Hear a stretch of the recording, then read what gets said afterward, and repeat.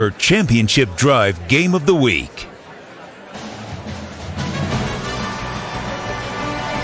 You're watching the ACC on ESPN. It's perhaps the most anticipated game in the 90-year history of Kenan Stadium in Chapel Hill. #1 Clemson is the first consensus reigning national champ ever to visit. And the Tigers are riding a 19-game winning streak behind the strong arm of quarterback Trevor Lawrence. Hot and humid, 92 degrees as we are just moments away from kickoff in Chapel Hill. And welcome to the booth. Alongside Greg McElroy, Tom Luganville, I'm Dave Pasch. Greg, it was this week, 1 year ago, that Trevor Lawrence became the starting quarterback for Clemson, and the rest was history as he became the first true freshman quarterback to win a national championship in almost 40 years. He's 15-0 as a starter, and in those 15 wins, they have been completely dominant offensively. He does have, Craig, more interceptions this year than all of last year, but still, this guy is a phenomenal talent. If you were to gauge my level of concern on a scale of 1 to 10, it's around a 1. Because I look at this guy's talent, and it truly is remarkable. Now, he hasn't been as efficient, he hasn't been as urgent, but he has done some really nice things. Negotiating defenders and manipulating defenders. That's an area of growth for him. He looks to the flat, pumps at it. Syracuse safety bites. He finds Amari Rodgers over the top for a touchdown. And he's done a great job with his legs, too. Not just to become a runner, but also keeping his eyes downfield, turning as a right-handed passer, running to his left. Difficult throw, makes it look easy. Very accurate for the touchdown against Texas A&M. There are some areas in which I'd like to see him improve. I want to see him make better decisions. I don't want to see him lock in on one wide receiver, but he's had a defense, Tom, that's been excellent in the first 4 weeks of the season.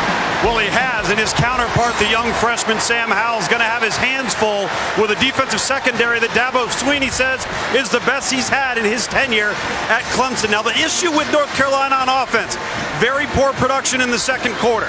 But in the fourth quarter is when North Carolina has stood out, and Sam Howell, the young freshman quarterback, has played his best football, the best of any of the 7 impactful true freshman quarterbacks in college football. And Tom, you'll talk with Sam's head coach Mack Brown live when we return. North Carolina, #1 Clemson. Kickoff from Chapel Hill is next.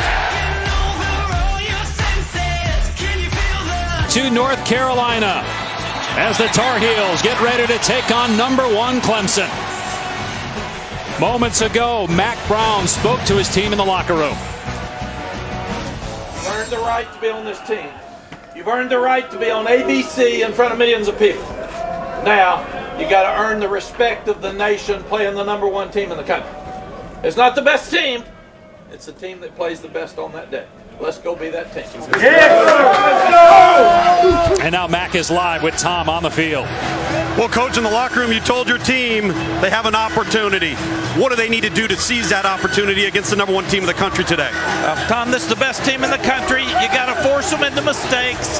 They have to have some turnovers, and we have to do some things in the kicking game to give us advantages to have any chance to win. They're really good. Offensively, what do you need Sam Howell to do to put you in the fourth quarter where you've played your best football? We got to play clean. We can't turn the ball over. We've got to be able to run the ball and make some plays on first down to stay ahead of the chains. You don't want this bunch pass rushing you on 3rd and long. All right, great, Coach. Thank you very much. Thank you, Tom.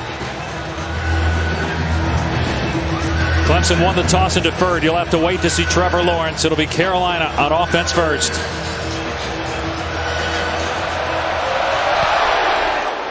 Beautiful day, but it is smoking hot down on the field. It's a packed house here at Kenan Stadium, and the Tar Heels will start on their 25-yard line.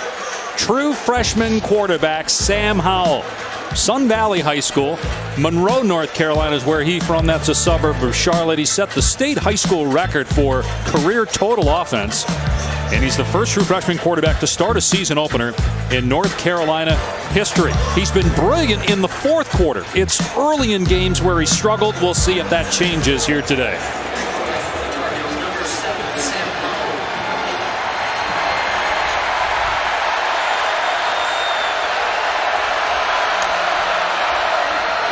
They're going to hand it off here to Michael Carter on first down, and they push the pile way past the 30-yard line. That's encouraging if you're a Tar Heel fan, given the offensive line struggles this year. And Sam Howell looks the part. He actually, in stature, reminds you a little bit of Baker Mayfield. A little shorter, a little stockier. He's got a really nice way about him, too. As a young player, you can't be a roller coaster emotionally. He's not. Very even-keeled and has handled the starting reins extremely well in his first 4 games.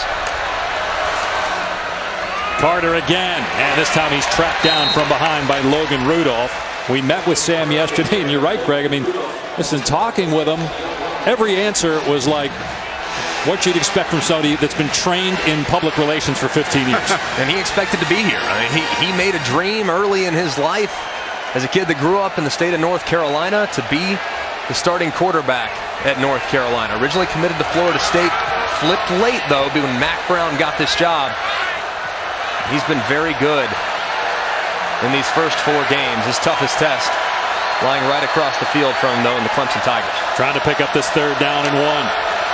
He'll throw for the first time, and he gets the pass away to Williams into Clemson territory. Keeps his balance before he's finally brought down at the 40-yard line.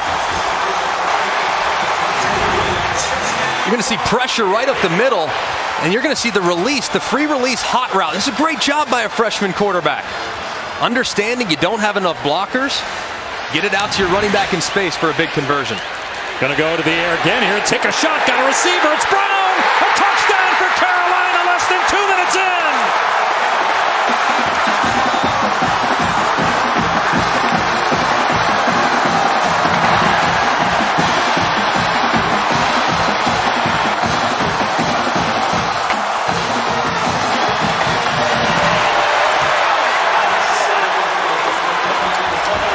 How many people expected that out the gate? Carolina coming off a loss to Appalachian State and Wake Forest before that. But they do have wins against South Carolina and Miami.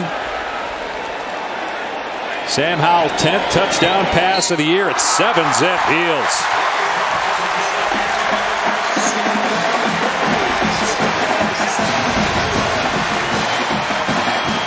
He loves the look. A little wave. Hey, take a peek at me. I'm going to shake him. That's exactly what he does. A little stutter go concept. He gets the corner. A.J. Terrell to bite. Stop his feet just a little bit.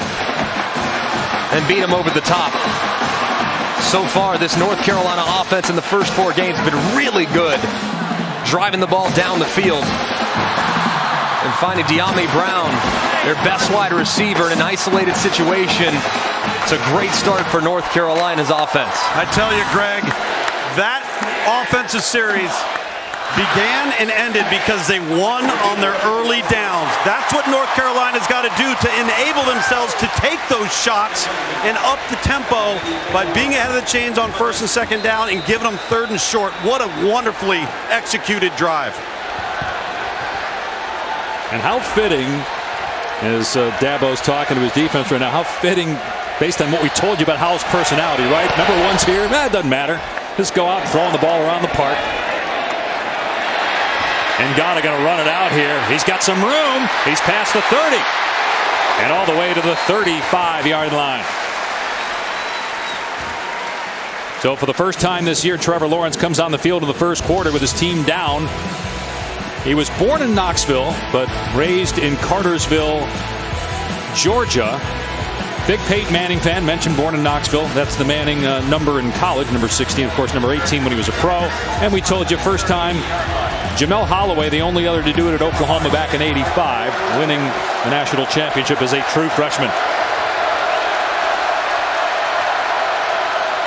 Going to throw here, dumping it off to Etienne out in space, and grabbed at the ankles after a gain of 2. Actually, that's Rodgers, excuse me, on the catch. Brought down by Storm Duck, a true freshman corner.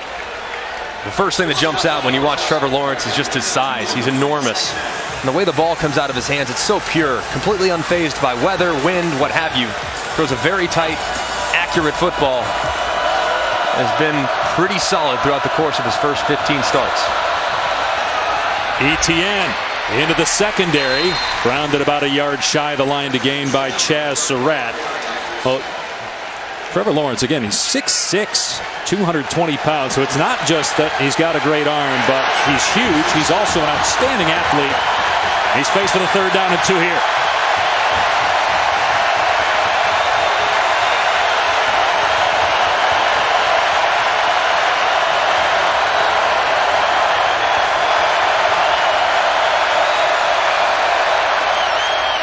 And we talked about his athletic ability. You see him using his feet to pick up the first down to the North Carolina 44. Just a little zone read by Clemson's offense. They're reading this man. As soon as he crashes with ETN on the inside zone to the right, Trevor pulls it, and he's one-on-one with the safety. Very athletic in the open field. Obviously, the first thing that you love is his arm, but those legs can get you out of some jams, especially in a 3rd-and-1 conversion. He's already got 3 rushing touchdowns, had 1 all of last year. Lawrence back to throw, looking deep. Receiver comes free, and a beautiful catch made by Ross. First down to the 30, pick up of 14. Good job by this offensive line, giving Trevor Lawrence time. You see Justin Ross working across the field, just a little over route, taking his time though against that zone coverage. Doesn't want to run to get covered. Trevor Lawrence finds him a little later than he'd like. A nice pickup on the first down play.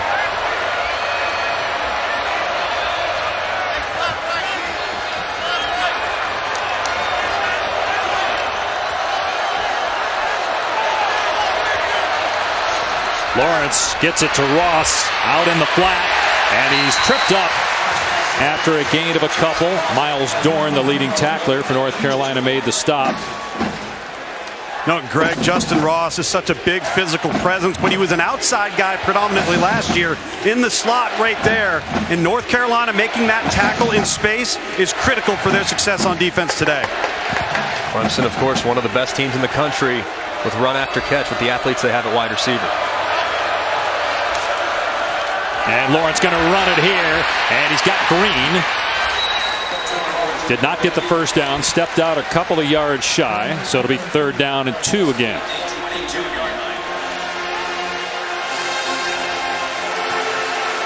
Picked up the first down earlier with his feet. We'll see what he does here.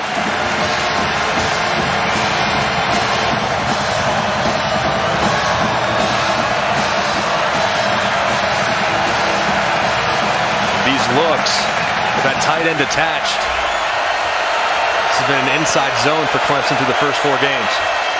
Instead, it's a pass out to Rogers, and he's wrapped up for a loss. Dominique Ross made the hit. It's 4th down. An RPO. Inside zone to the right. Instead, he opts to give Rogers a chance in space to make a guy miss. And North Carolina was up to the task. Great job rallying to the football and bringing down the explosive Rogers on a critical 3rd down. They bring on the field goal team after the 1-yard loss. A 40-yard try for B.T. Potter. And he missed it, not even close.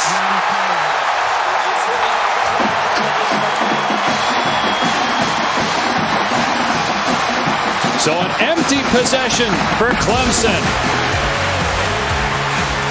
Way wide left by B.T. Potter, and it remains 7-0 UNC.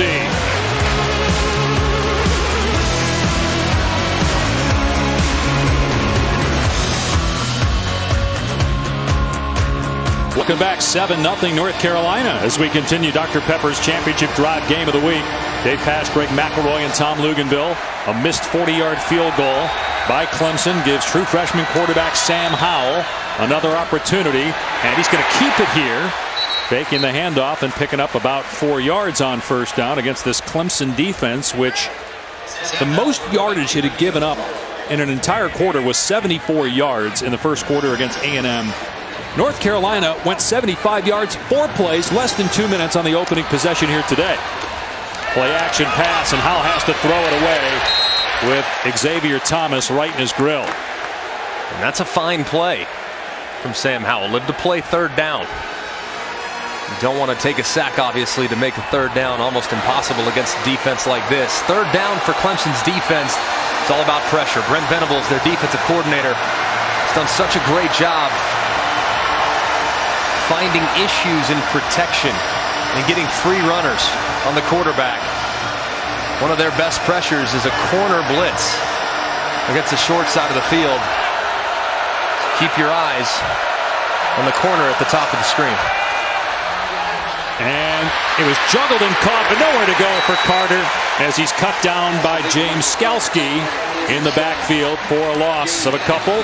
So a 3-and-out forced by Clemson's defense there. A good response by Clemson's defense. Better in the open field. Good job on second down, sniffing out boot action. And a good job rallying to the football on third down. It's a good response after the big opening drive by the Tar Heels. True freshman punter Ben Kiernan, who grew up in Ireland playing rugby and soccer. Moved to Raleigh. He'll boot it deep to Amari Rogers. A lot of hang time. There's some contact that hit a Clemson player. And the ball scooted out of bounds, so it's going to be Clemson ball. Trevor Lawrence back on the field when you come back to Chapel Hill.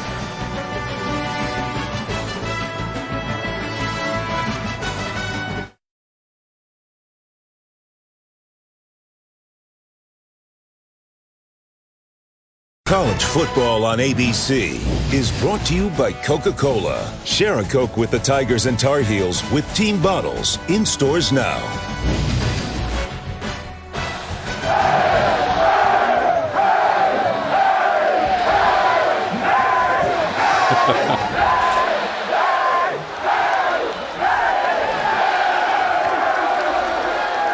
One of the most engaging guys in college football. His players absolutely love him. Keeping the Macarena relevant right there. Solid. Big. College football Hall of Famer Mac Brown did such a great job here the first time around. Now he's back after spending a handful of years with us. One of 5 active head coaches to win a national title. Dabo Swinney, another one. So you get 2 of the 5 in this game. Second possession for Clemson. They're going to run ETN, and he gets nothing. Stood up by Jason Strobridge, Carolina's best player on defense. And Trevor Lawrence maybe hasn't had his best stuff at any point this season, but Travis Etienne has been amazing. And he really has. He's so explosive, so versatile, so dangerous with the football in open space. It's kind of forgotten about just because of all the offseason hype surrounding Trevor Lawrence, but I think he reminded you quickly with his performance against Georgia Tech in the opener. Really grown as a receiver. You saw him flexed out here. Lawrence's pass off target, trying to hit Ross, so it's 3rd down and 8.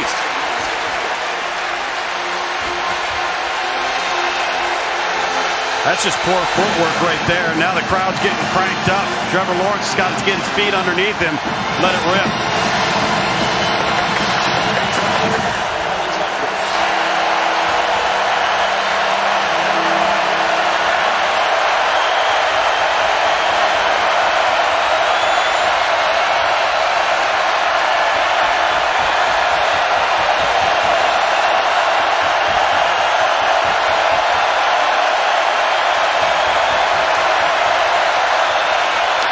Lawrence gets rid of it, and it's nearly intercepted. Beautiful break on the football by Chaz Surratt. 4th down, 3-and-out by the Tigers. Chaz Surratt, former quarterback. Great feel. Here in quarters coverage, being responsible for the tight end out in the flat. He plays it slow, almost baits Trevor Lawrence into throwing his 6th interception of the season. A great job by the converted quarterback Surratt. Will Spires will punt it deep to Daz Newsome, who has a punt return for a touchdown. His career happened a year ago. Spires just got it away. Wobbly kick, and the fair catch made around the 23. Let's check in with Cassidy Hubbard in the studio.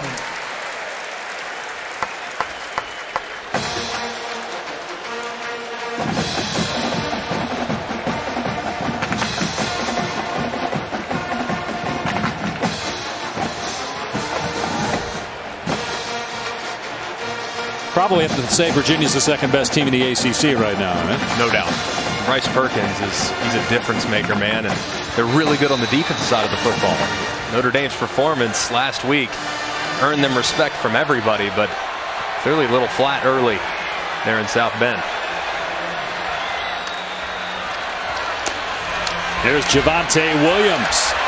Wrestled down, but after a gain of 3 or 4, Jordan Williams on the stop. You think of all the great D linemen that Clemson lost to the NFL draft, but they have reloaded.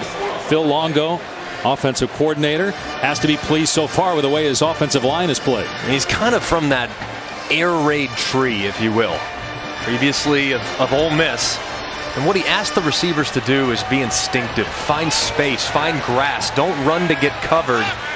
And he said that this North Carolina group, because of how cerebral they are as a whole, has been maybe the best he's coached in regards to being able to understand the offense quickly.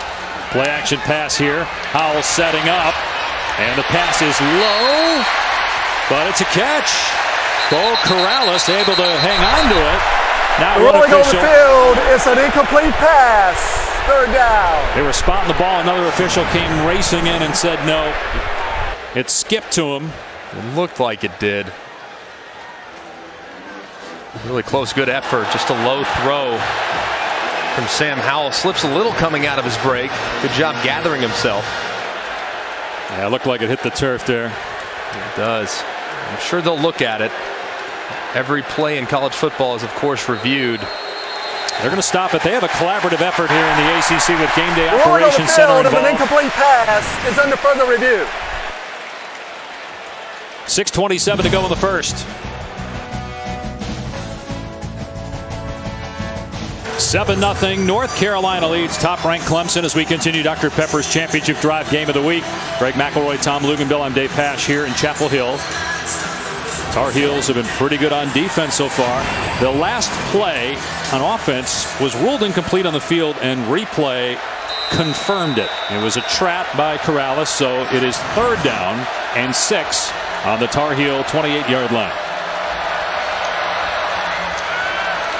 Howell backing up. It's a screen to Williams. Nice cut, and he gets the first down across the 35.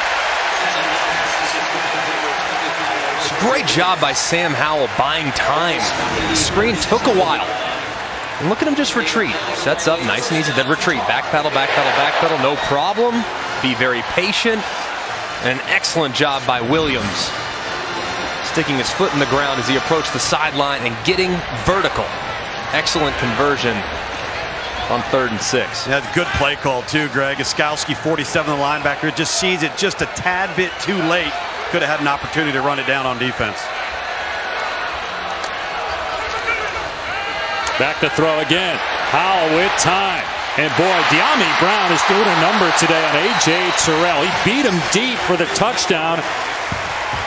Although he might have been injured on that last catch after a 12-yard gain. He's going to the sideline. When North Carolina gets into these heavy sets with 12 personnel and 2 tight ends, that's when they're likely going to throw the ball down the field. They come off of it. They find Dyami Brown on the outlet. You see him get slammed down to the ground. That's happened all year for North Carolina. Their best players keep getting hurt. And certainly hope Dyami Brown's going to be okay.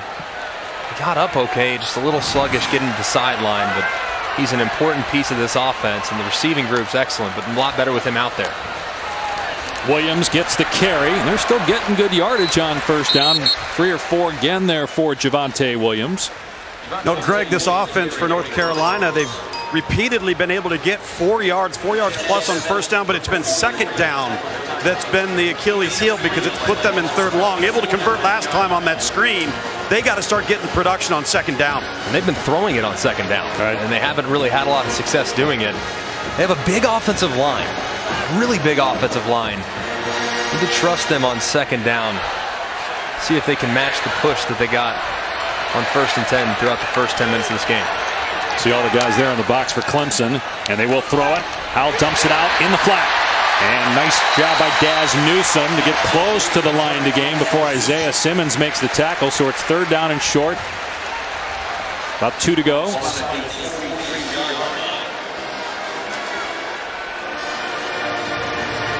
Eighth year as the defensive coordinator, Brent Venables. Look at him making them checks, man. One after another. Check, check, check, check, check. Sam Howell having to come to the sideline there a second ago here on 3rd and short. Get the play call. And Jace Ruder, their backup quarterback, was available. This might be a spot for a quarterback run. Still might go with that to the right side, kind of heavy set offensively. It's going to be Williams, and he's able to power his way to the line to gain. Antonio Williams, senior, came in with just 9 carries this season. Looks like he got enough to move the chains. Now they're huge up front, especially number 73, who they run right behind. It was a good job coming off the edge by A.J. Terrell, almost making the play in the backfield. But number 73, Marcus McKeithen, the right guard for North Carolina, 6'7", 332. And I think he's a little heavier than that. I really do. That's when he skips breakfast. Yeah, exactly. He is a big boy, really trying to run it behind him in short yardage situations. Play action pass for Howell, and it's almost intercepted. Isaiah Simmons deflected it. Chad Smith almost got it on the redirection. You better be aware of number 11 is. He is long, athletic, and can be a complete game wrecker for offenses. Really tight window that Sam Howell was trying to find right there, and you see the length of Isaiah Simmons at 6'4", reaching out that arm and knocking down the pass. Dangerous throw right there by the freshman. Look at the length of his arms. And he's so long. He just makes windows so much smaller just by extending his reach. Came to Clemson as a safety. Now he's at 6'4", 230 pounds. They fake the reverse. Howell being chased, and he dumps it off here to Carter. Was cut down by Simmons for a loss at the 46. A setback of 4 yards. It'll bring up 3rd down and 14. Carolina coming into today among the worst in the country, not just in 3rd down conversions, but most offensive categories, but they've been outstanding so far. They're hoping here just to maybe get 7 or 8 and then see if that's enough for their field goal kicker, or maybe they go for it. It's 4th and 3 or 4. We'll see. And this is such a tough spot against a defense like this. So aggressive. Brent Venables defensively. So many guys that can apply pressure to the quarterback. North Carolina, their first 4 games of the year, have been relatively conservative. Wouldn't be shocked to see them play it safe here as well. With time, a deep ball into traffic, and it's incomplete as 2 Tigers collide. Muse and Simmons. The pass intended for Carl Tucker. 4th down, and Simmons is still shaken up. Man, really dangerous throw here as you see Isaiah Simmons on the deck for the Clemson Tigers. And again, it was that collision with Tanner Muse. Friendly fire. Takes Simmons to the ground. The field for special teams. But man, he took a shot here from his teammate Tanner Muse on that dangerous pass by Sam Howell, trying to hit Carl Tucker down the seam. But again, looks to be all right. And so Carolina will punt it, try to pin Clemson deep. Amari Rogers standing at his 10-yard line. Ben Kiernan will boot it for the Tar Heels.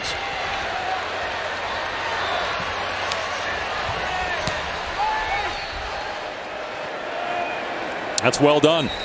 It'll be Clemson ball at its 11-yard line. 35-yard punt. Don't forget, after our game, Nebraska welcomes number 5 Ohio State into Lincoln. 7:30 Eastern right here on ABC. Boy, Ohio State, I know they're ranked 5th, but they're playing as well as anybody in the country right now. They are, and they have solved the issues that plagued them on the defensive side of the football. Last year, they were so anemic on that side of the ball. Dwayne Haskins and company last year were excellent on the offensive side, but that defense now really tenacious in the front, and that's been the big difference in the first few weeks of the season. Penalty marker down. Legal substitution. Offense. 5-yard penalty, 1st down. Mental error there. Lynn J. Dixon was on the field, but wasn't supposed to be. At least that's what we think, because Travis Etienne was kind of looking at him like, what are you doing? And then Dixon turned around and ran to the sideline. A mental error there.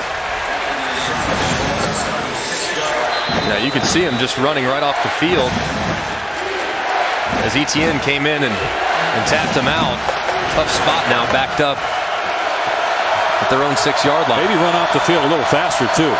He made it kind of easy for the officials when you're sauntering to the sideline. Here's Etienne, stood up at the point of attack. Jeremiah Gimmel. No gain. You know, Clemson, even though it hasn't looked great offensively, aesthetically, the numbers are still phenomenal.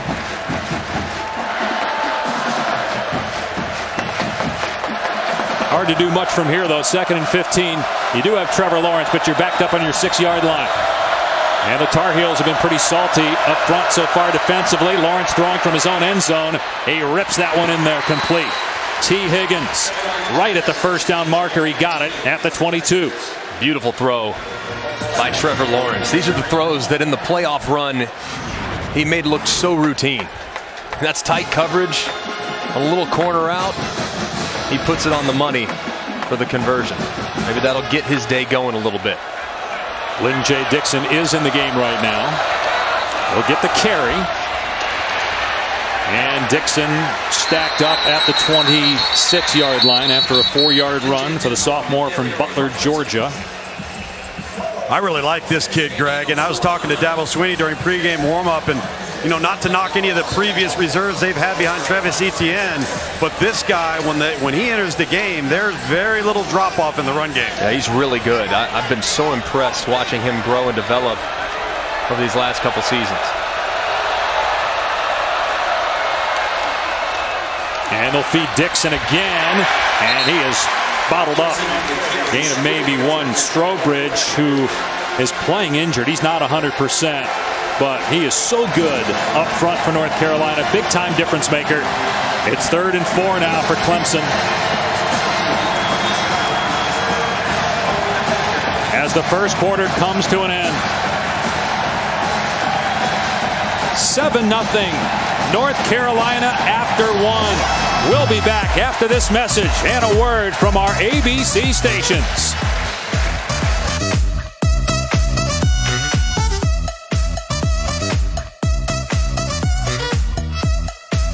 This season, for every field goal, an extra point made by participating universities. Allstate will make a contribution to the university's General Scholarship Fund. Thank you, Allstate.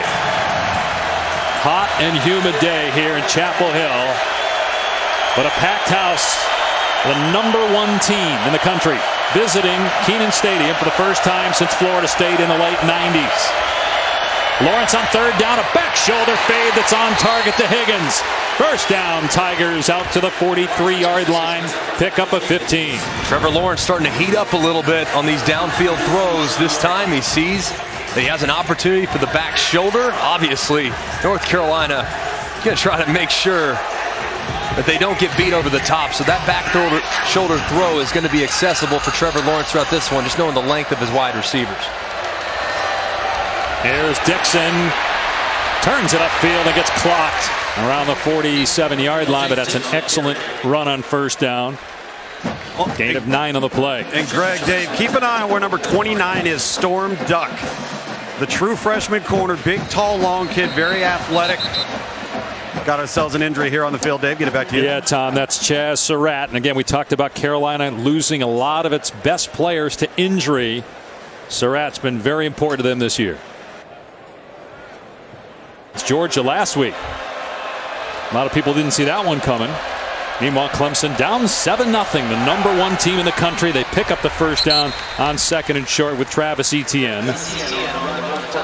Tigers got it going on this drive with Trevor Lawrence making a couple of nice throws. Remember, they started this drive on their 6-yard line. Yeah, and Greg, before we had the injury, look at the matchup to the bottom of your screen with Storm Duck, number 29, versus T. Higgins. That's the one. Now you're seeing them back off a little bit. I think that's smart. Press coverage is tough to handle for North Carolina right now. Lawrence is looking that way, and wide open is Ross, down to the 9-yard line. 31-yard pass play. And that off coverage into the boundary really makes it tough. They run 2 receivers vertical in a little switch concept to get Storm Duck in a really tough spot. Good throw and catch. Lawrence pump fakes and runs it here, and going nowhere fast. Dragged down by Surratt, who's back out there. Loss of about 4 on the play. What happened there? He was thinking that they were going to run a conversion fade to the top, and his receiver just stood there in a hitch concept. So a little bit miscommunication between Trevor Lawrence and T. Higgins, the intended receiver.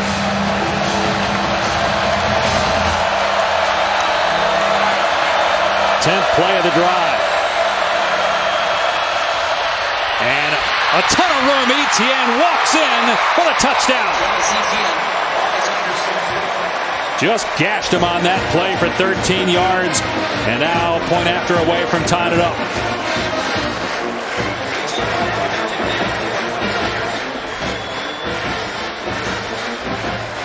Fifth touchdown for ETN this season.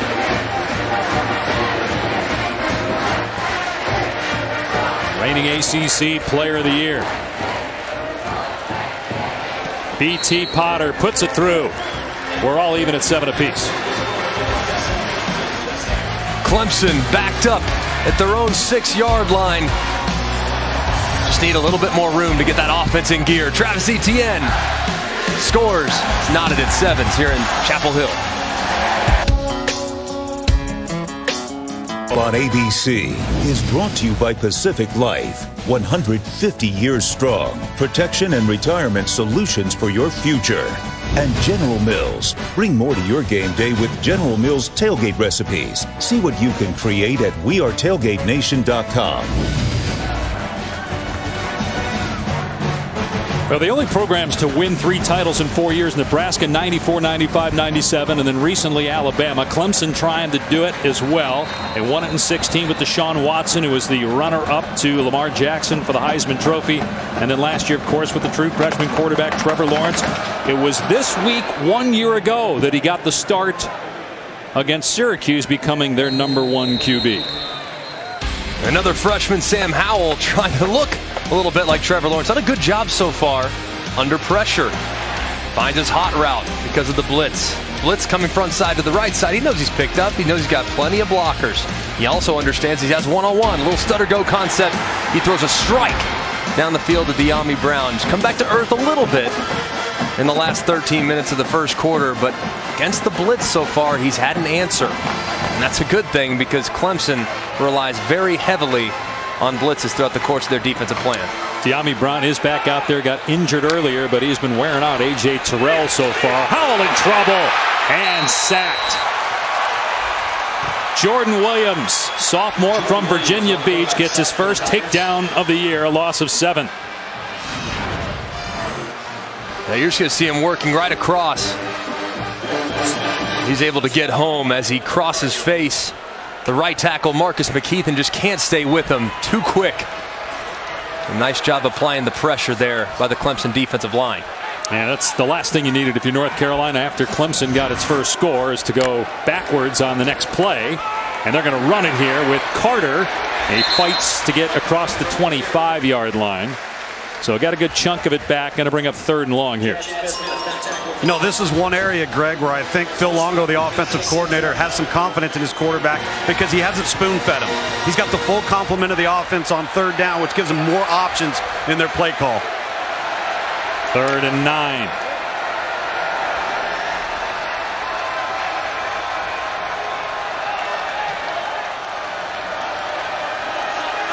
Howell, originally committed to Florida State. He was recruited by Clemson, but from the Charlotte area. True freshman making the start. He's got one-on-one coverage here, and the ball is knocked away, incomplete, no flag. A.J. Terrell held his own that time against De'Ami Brown. It's 4th down. And tight coverage here by A.J. Terrell, who gave up the big touchdown early. A lot of contact. Both guys, though, right? Yeah, a lot of contact on both sides. I think the throw was a little bit better. It was more upfield, and it wasn't so far beneath. And maybe they would have had a better chance at a flag, but... You're right, Greg. That throw is low. That's why they didn't get it. Exactly. If it's high and he really interferes, that's when they likely would have gotten the call. Kendrick is the deep man here. And he lets this one bounce. It will roll to a stop around the 28. 47-yard punt, no return. Monday Night Football will be in Pittsburgh. Ben Roethlisberger obviously out for the season, so Mason Rudolph gets his 2nd straight start. The Steelers trying to avoid an 0-4 start. It's the 100th meeting between these two division rivals. And Mason's younger brother, Logan, is on the Clemson roster. Defensive end, sophomore from Rock Hill, South Carolina. Mason Rudolph, Oklahoma State quarterback. Let's see if he can throw it downfield to James Washington, who was his teammate, also a Steeler. Here's Etienne, beautiful stutter step in the hole, and picks up almost the entire 10 yards before he's brought down by Miles Dorn. But the talent of Etienne on display here. He's just so powerful. I mean, we know he's a home run hitter. Man, he runs through initial contact, and he doesn't even slow down. Right. He's so slippery and has such sudden movements and running behind his pads. It's really been a joy to watch this year. Gets it again here, and they're really starting to gash him now. But the ball is coughed up.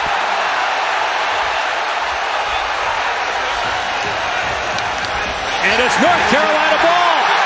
Strobridge comes out of there with it for the Tar Heels. Just as they were starting to rip them, the Tar Heels come up with a takeaway, and out comes the belt. Huge play for Carolina's defense. You're going to see number 21, Chaz Surratt, on the left side. And on the other side, you see Gimmel both reaching for the football. It gets dislodged. And there's Strobridge, who's been a little beat up for North Carolina these last couple weeks, pouncing on it. A huge play right when you thought Clemson's offense was starting to really get in rhythm. Carter gets the carry, got a ton of green in front of him. Inside the 20. Finally run out of bounds by Tanner Muse. A 30-yard scamper. And just 5 in the box defensively for Clemson, which means run, run, run. And Michael Carter does it beautifully. It's an inside run, breaking it to the outside. You see that speed. And North Carolina's skill at both wide receiver and at running back really good. Now along the trenches, they have a tough time matching up week in, week out against the top tier teams. You see that three-headed monster at running back with Williams and Antonio Williams, and then Michael Carter there with a big run. First down at the 11-yard line. Howell's going to throw it out to Corrales. Excellent open field play that time by Terrell. They're going at him. And it's a gain of about 4 or 5 there for Bo Corrales. I mean, isn't this the perfect script for North Carolina, guys? You got to play field position. You need Clemson to help you a little bit. Then you need to make a couple of explosive plays. And this is the quarter that North Carolina has struggled in all year long. This has been their flop. So to get over the hump here, Greg and Dave, would be huge to punch this in for their confidence. They've only scored 13 points all year in the second quarter. Just got to trust your quarterback, true freshman Sam Howell. You got to trust him to make great decisions with the football and trust that big offensive line to get some push. Movement and a penalty marker down. False start. Offense. 5-yard penalty. Second down.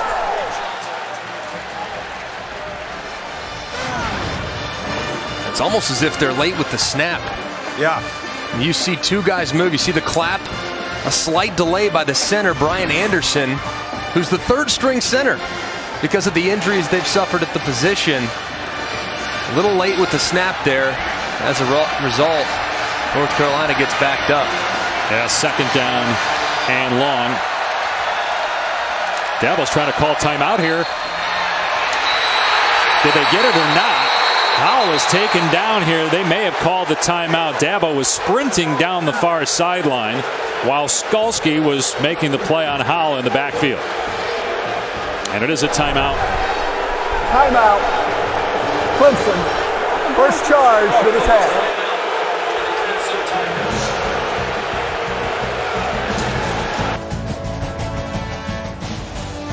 Dr. Pepper's Championship Drive Game of the Week. See Dabo Swinney not liking the alignment, sprinting down the field, getting that timeout. Had a pressure called and didn't like some of the matchups they had in the back end. False start penalty by North Carolina. Makes it second down and 11 from the 12.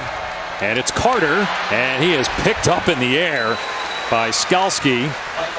So brought down at the 10. It's 3rd and long now for UNC. Really tough spot for North Carolina. With the way Clemson defends this part of the field, they like to drop 8 guys in some cases, and that just doesn't allow a lot of room in the passing game. Situational awareness here for Sam Howell, so pivotal to make sure this team comes away with points. And you see those 3 defensive linemen. Howell to throw. And in trouble, gets rid of the pass. It's caught at the 5, and walking in is Corrales for the go-ahead touchdown.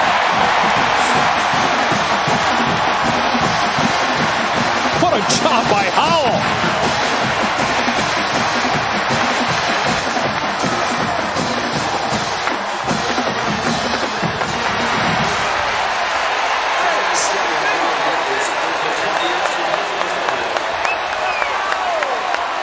Keep in mind, Clemson has won 19 consecutive games, 13 in a row in the regular season against ACC teams. The last regular season loss nearly 2 years ago at Syracuse, going into a bye week.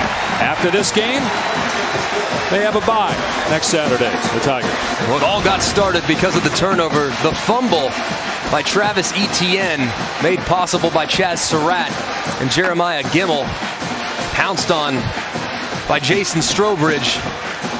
And look at Sam Howell. His eyes are to the right. The read is to the right. Everything's to the right. Oh, look what I found. An uncovered Corrales because of the bust defensively of the Clemson Tigers. You would run that play 100 times.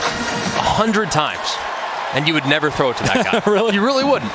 Because it's a full mesh. He is exclusively to just create separation for the guy that's coming underneath him. But he uncovers. Sam Howell finds him. How about Sam with his eyes, Greg? It's a great job. Yeah. I mean, he was under duress, moved to his right, didn't like it, and all of a sudden, that peripheral vision Kept his eyes back up. the left side of the field. Corrales opened up. He was somehow able to get into the awaiting arms to give them a 7-point lead. So he's got 2 touchdown passes so far. Got out the deep man for Clemson. Comes out to the 25. Time for today's Aflac trivia question. Can you name the last unranked team to beat the AP number 1? Got a long way to go in this one, but Tar Heels have played well. Clemson with a turnover that leads to a touchdown. Do you guys have a guess here? Ooh, this is maybe the hardest Aflac of all time. I mean, I want to say Syracuse 2 years ago, but I don't think Clemson was 1. They were 2. They were 2. They yeah. were 2. Yep. Oh my goodness. It happened in 2008. Here's your hint. Back to the ground game. Etienne getting it right in his hands after the fumble. Keeps the feet moving and got positive yardage, but he was swarmed by Carolina's defense. All right, let's answer this and get you guys off the hook here. The last unranked team to beat an AP number 1 was actually Oregon State back in 08 when USC was number 1. Wow. I know our dear friend Mark Sanchez back in the ABC studio is thrilled to hear about that one. I remember that game vividly, actually.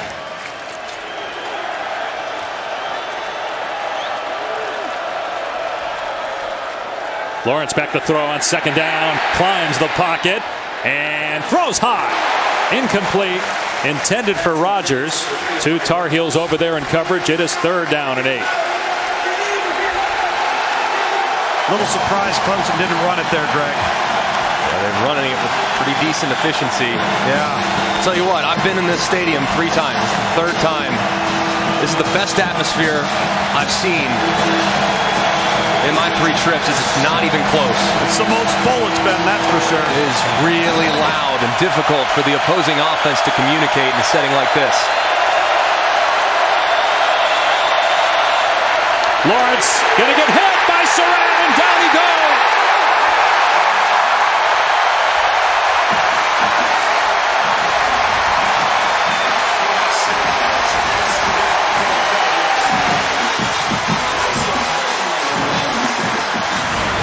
You're going to see Surratt come right off the edge and then pressure on the other side with internal pressure as well. And as a result, the left tackle, Jackson Carman, chooses to stay inside, which is the correct decision. But a great design by the defensive coordinator, Jay Bateman, to put stress on that tackle and get the sack. There's some movement by Clemson. That's going to back them up even more. It's only the 4th sack allowed by the Tigers this year, and 2 of those came against A&M. False start. Offense, number 10. 5-yard penalty. 4th down. But you guys were talking about the atmosphere, and I know, Greg, that you visited here and it came down to Carolina and Alabama. But with Mack Brown, and I know you lose to App State and you lose to Wake Forest, but just watching that game, we were together after our game that opening week, watching South Carolina, there was just something different about the way the Tar Heels played. And just being here this week around Mack Brown, based on how the program was under the previous regime, there was something different. Doesn't mean they're going to win today, but the program clearly is headed in the right direction. Fair catch made at the 40-yard line. Let's go to Cassidy in the studio.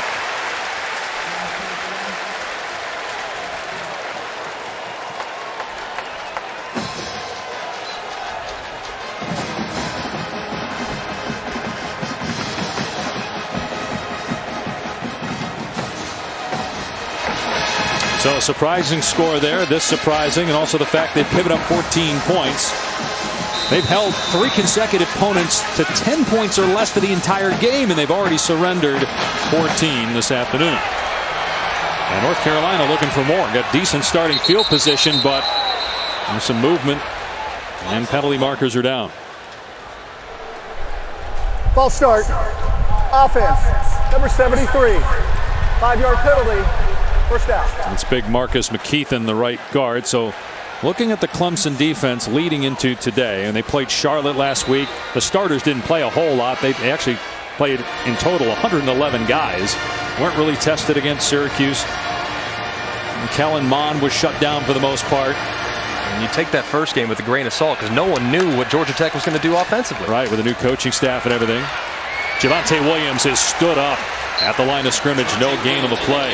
Tyler Davis and Muse in there for Clemson. But Tyler Davis, that young nose tackle, the true freshman, has started since he arrived on campus. He is a load. Number 13 lined up right over your center in between the guard right now. Here's a backwards pass, and instead Brown takes off and gets out of bounds, getting positive yardage. But yeah, that looked like they were trying to set it up. He actually does have a completion, Brown, already this season.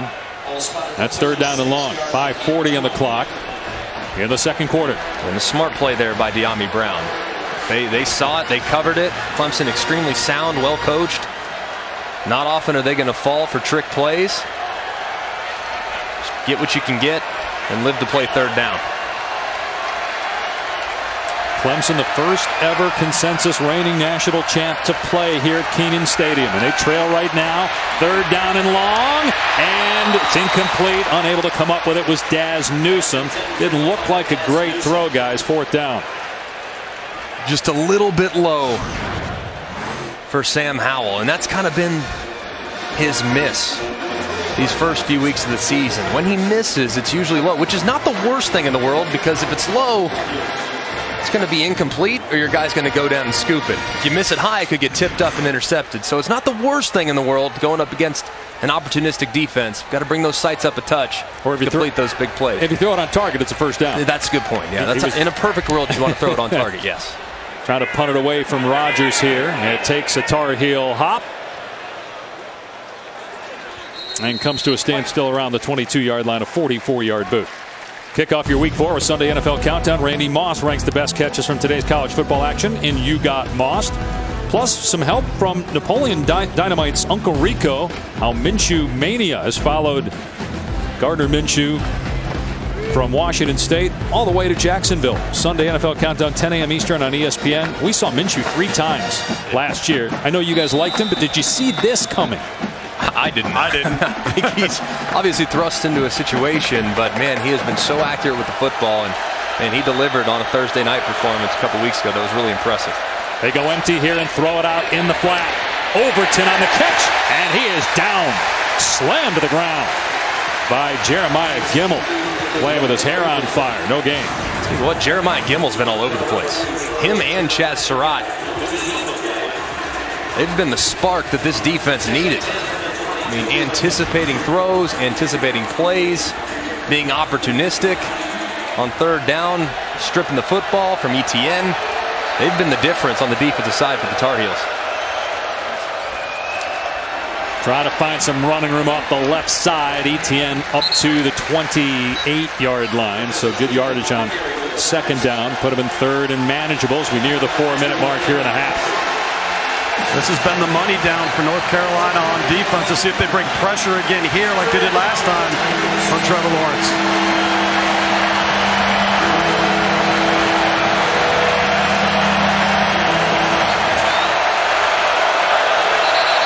North Carolina's got issues in substitution. They got to call timeout, yeah. That'll leave the Tar Heels with 2.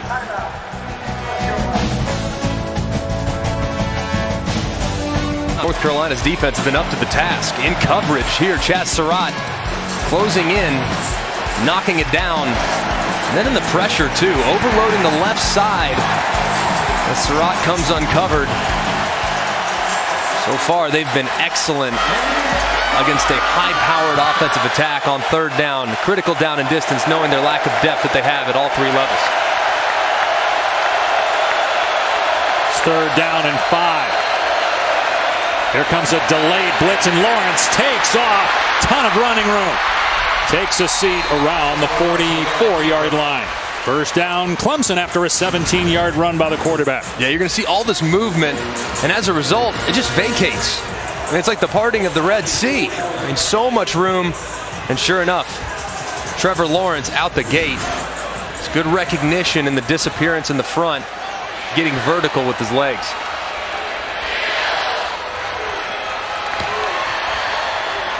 High snap. Lawrence able to corral it and throw it deep on target. Higgins made the catch inside the 30-yard line with Trey Morrison draped all over him. 26 yards through the air for Lawrence. Man, this is such a hard throw. This is a 30-yard throw on a back shoulder dime. I mean, absolutely perfect. In this formation earlier, they took a shot at Storm Duck on the left side. They pump. Lawrence steps up and gets hit. A sack at the 29-yard line. Strobridge and Tamon Fox team up on the tackle. We're at the 3-minute mark. Fox is slow to get up. Clemson trying to tie it before intermission. 2 timeouts remaining for both teams.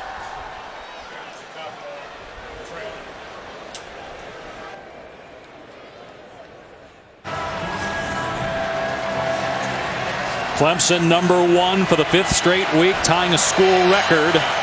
They trail 14-7 late in the first half. Trevor Lawrence going to hand it off here on the rollout, and Etienne might have been a face mask there. No flag. Not much on the ground for Etienne. So it's going to be third down and long here for the Tigers.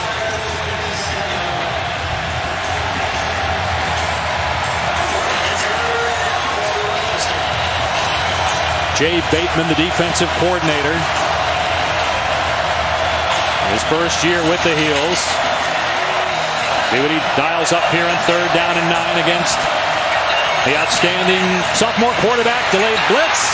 Lawrence gets out of there for now. Rolling left, and he throws it complete. What a play by Lawrence to Higgins. Down to the 10 for a first down. My goodness. 3 up the middle pressure. Really difficult on a quarterback. And you see Miles Dorn just over pursue Trevor Lawrence like he's been doing all year long, moving to his left and throwing a dart. So good on the run, keeping his eyes downfield. He's got the hot hand, but it's a quarterback sneak here. He spins away from one defender. Coach has talked all week about how athletic Trevor Lawrence is. We know about him as a thrower, but we've seen him use his feet a lot in this game. It's second and goal, 90 seconds to go in the half. The longer these drives go, the more Clemson has a tendency to lean on running the football. And in this formation with the tight end attached in line, it's been a heavy run tell for him in the past. It's Etienne busting a tackle, but then dropped at the 3 by Don Chapman, a true freshman safety. So it is third down and goal. I think Clemson's got to keep it on the ground here, Greg, in some way, shape, or form, because eventually it's going to wear out North Carolina's front. They're just so thin in their front 7. Yeah, and they bring in a second tight end, 12 personnel for the Clemson Tigers, which is what they try to do. They want to run the football in this formation, but if they get a one-on-one, They're more than happy to throw a back shoulder fade. They're having some issues figuring out what the call is. You saw Trevor with his hand up, and so Dabo Swinney calls a timeout with 38 seconds to go. That will leave Clemson with one timeout on 3rd and goal. This season, Taco Bell celebrating student sections and passionate fans by awarding the Live Más Student Section of the Year. The Tar Heel Student Section already on the national watch list. Go to ESPN.com/Taco Bell to see how your school can compete or get the committee's attention by using hashtag Live Más Student Section Contest.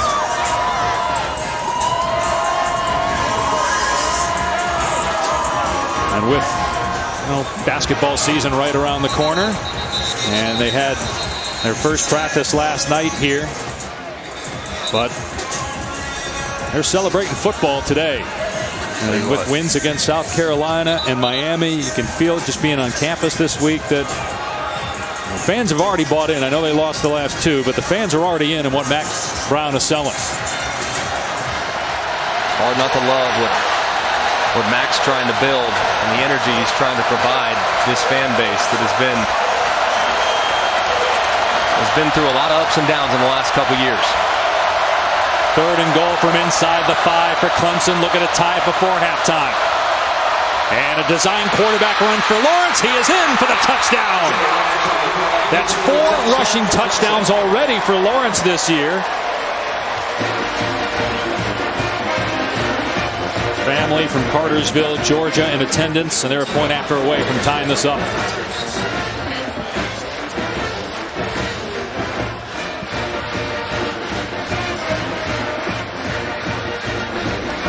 Great job by Clemson's offense getting some points before the half. They get the ball at halftime as well. Huge drive. 13 passes by Lawrence, 8 rushes by the quarterback. I'll leave it at 14. That's a really good design. You're just going to see movement and counter action. And Trevor Lawrence at 6'6", 220 plus pounds, just too heavy to stop with a full head of steam. Very similar to the play they scored on earlier, except this time the quarterback is the ball carrier off the counter action. And Trevor Lawrence runs behind his pads and has enough surge. It's a great answer by Clemson to try to create some momentum here as we near the end of the second quarter. Efficient passing for Lawrence, and made some smart plays when under duress to get outside the pocket and run. And we've seen there a couple of design runs for the QB on that possession when they got in goal-to-goal situation. I think statistically it might not always tell the story, but this has been probably the best half of football I've seen from him as far as the decisions he's making and the throws he's executing so far this season. Michael Carter is deep. He won't touch it. It'll come out to the 25. We'll see how Carolina handles the final 33 seconds with 2 timeouts remaining. State Farm halftime report is coming your way with Kevin Nagandi, Jonathan Vilma, the aforementioned Mark Sanchez, your former teammate with the Jets. They're going to talk about what's going on with Bama. And can Notre Dame make a statement against Virginia? It's a good one right now. Jalen Hurts continues to light it up for Lincoln Riley and OU. That's a great halftime because I'm fascinated with what Virginia's doing. Obviously, Notre Dame earned so much respect last week. Ole Miss, new coordinators on both offense and defense, giving Alabama some fits after Alabama's crushed them in each of the last couple years. Great day for college football. Carolina's just going to run the ball here, and Carter, a flag comes down. Carter pushed out. But it looks like North Carolina is saying, you know what, we're tied with the #1 team in the country. Let's not make a mistake down our own end deep. Offensive holding, number 75, 10-yard penalty, first down. Clemson only has 1 timeout, so again, you would think the Tar Heels would just play it safe here. They scored less than 2 minutes into the game, and then Clemson came back, tied it. North Carolina forced an ETN fumble, turned that into another touchdown pass for Sam Howell. Ryan Finley, the last ACC quarterback to have multiple touchdown passes against the Tigers in the ACC. And 19 straight wins for Clemson. North Carolina has never defeated a #1 team. In fact, they're 0-26 all time against top 3 AP teams. Clemson will not use a timeout, and the Tar Heels are content to go into the locker room tied at 14. Great first half.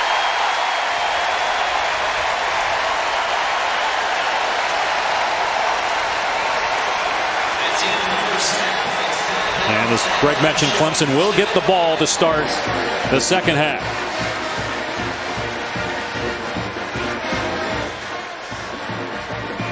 So Sam Howell with 2 touchdown passes, Trevor Lawrence and Travis Etienne each with a touchdown run.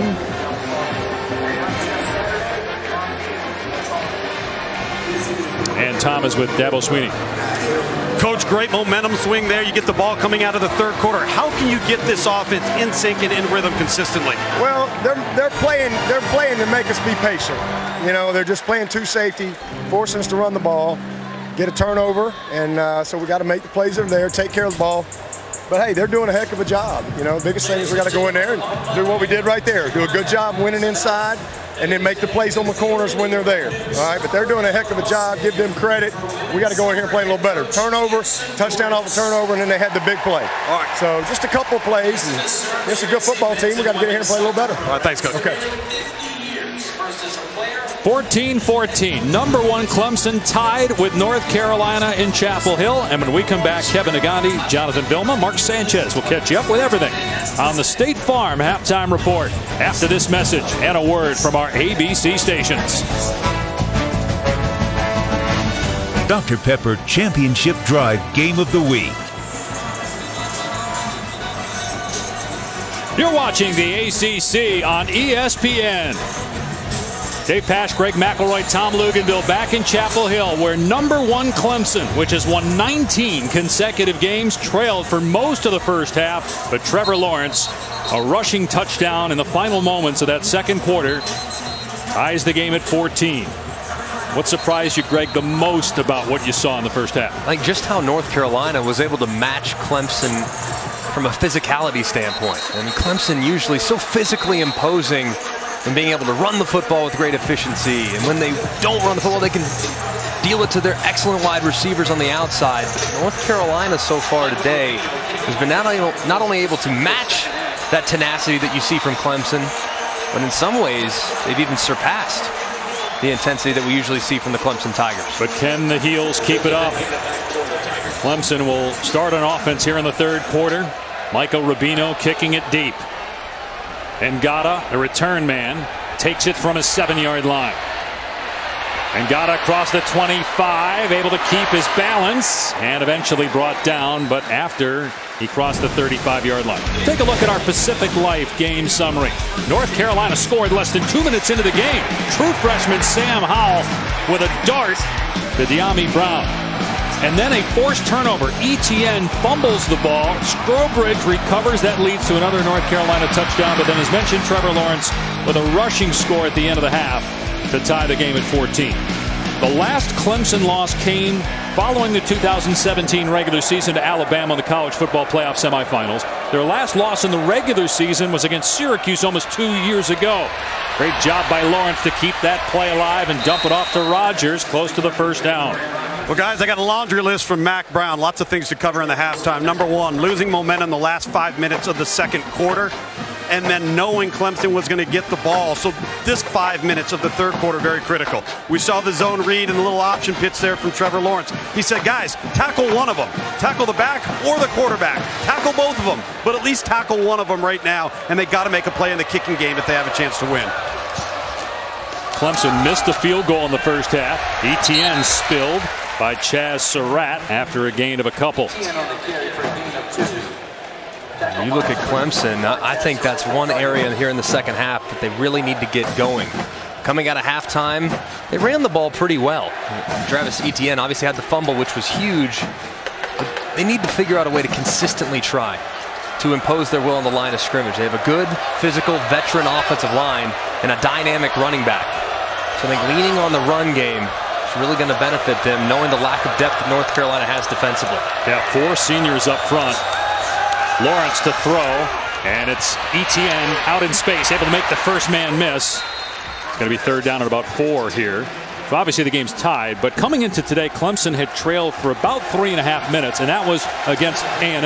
In the first half, they trailed for almost 23 minutes. And now the Tigers faced with a third down and 4. This is huge for North Carolina if it can get a stop.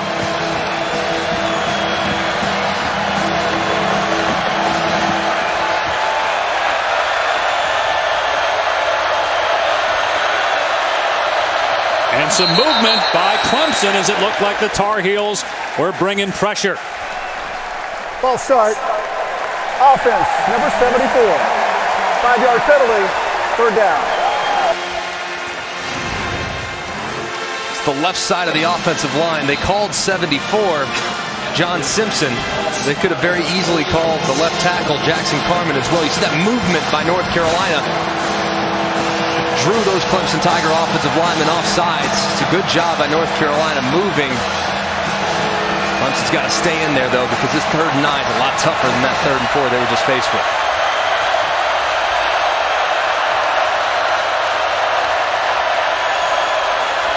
Lawrence with time and a wide open receiver. First down catch for Trey Higgins to the 39 of North Carolina. 14 yards. Very simple concept. You're just going to see a little switch route to the right-hand side. T. Higgins just going to line up, turn around, give the quarterback his numbers. You see that switch concept. And the underneath defender loses track. That's Tamon Fox, who's a better pass rusher than he is a cover guy. It's a little lost in space, and T. Higgins converts. So they go empty here with the quarterback Trevor Lawrence in a rhythm. Got time again. Couple of hitches, throws deep down the seam. Incomplete, intended for the tight end J.C. Chalk. Jeremiah Gimmel running downfield defensively for North Carolina. These are the things we saw from Trevor Lawrence occasionally over the first 4 games of the year, getting locked in on one player. And that's pretty good coverage. And when you look at Chalk, he's really a better blocker than he is route runner. And Gimmel's in good coverage and good phase. Good no call, of course, by the officials. But that's where you'd like to see Trevor Lawrence come off that initial progression and find another outlet.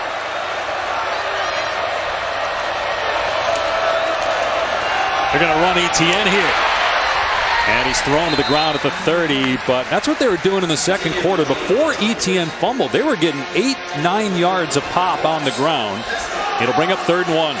And the longer the drive goes, the more Clemson likes to emphasize the run game. Here in the 3rd and 1 situation, 4 down territory. Might go heavy play action here. See if I can maybe create a one-on-one on the outside, and then I can run it for the first down if I so choose. Which Lawrence has done a couple of times today. Penalty flag down. Ball start. Offense number 79. 5-yard penalty, third down. So that's twice Jackson Carman on this drive. He is the only underclassman up front for Clemson, sophomore. Yeah, they're going to get Carman. You can see him just twitch just a little bit. And that's just enough, and a good job by the umpire seeing that slight twitch. It's interesting, they're pulling him too. You're taking him out, maybe your best offensive lineman, for a big 3rd down because of the mental errors. And watch the right side. When they stack these receivers into the boundary, that's where they like to work. Lawrence gets hit as he throws, and he overthrew his intended receiver, Ross, incomplete. Does Clemson go for it? I know it's 4th and 6. Or are you just punting it and trying to pin the Tar Heels deep? Looks like they're going to keep the offense on the field. Trevor Lawrence took a huge hit there by Aaron Crawford as he went inside and delivered the blow. You surprised that they're going for it? I'm not. I have a feeling there was a huge challenge. I mean, you got Potter. He missed, though, from 40. It would be about 52 from here. You could also punt. It's too far. You have the best quarterback in America, arguably, under center. You got to trust him and this elite receiver core to make a play for you in critical down and distance. Delayed blitz. Lawrence pass high. Almost caught. A second attempt by Higgins. He couldn't pull it down. And North Carolina takes over on downs.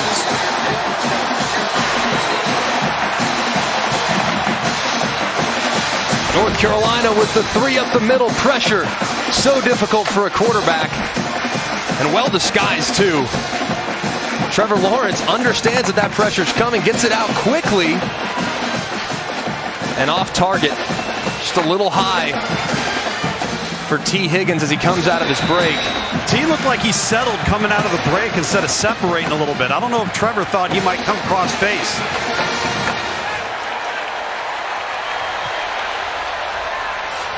North Carolina takes over on its 35-yard line. Here's Carter trying to get the edge. That's so hard to do against that speed for Clemson. Isaiah Simmons, the leading tackler for the Tigers. Moved from safety a couple years ago, made the hit. Loss of 1. And that's the guy that Clemson's defense really needs to get going. A little beat up earlier after a huge collision with Muse in the secondary. He's got to be all over the field. He plays that hybrid position. Kind of a second-level linebacker player that's listed as a safety. So always got to keep an eye on 11. He can pressure, he can cover, and he can make things happen for you defensively in an instant. True freshman quarterback Sam Howell to the air. And incomplete as Brown stumbled coming out of his break. As they went at A.J. Terrell again. They like that matchup out there, but it's 3rd down and 11. See the numbers for Howell. He's cooled off a little bit after that hot start, but we had a chance to talk to him for about 15 minutes yesterday. Even keel. And he's played that way today. Yeah, he's very under control. And the biggest thing is those 0 interceptions. Just have to be smart with the football against an opportunistic and a defense that likes to give you a lot of looks and likes to heat up the quarterback. 4-man rush here. Howell's got an open receiver underneath, but they're not going to get the first down. Toe Groves dropped by Terrell at the 38, so North Carolina will have to punt it back to the Tigers. A good job defensively there from Clemson. Dropping back. Don't get overly aggressive.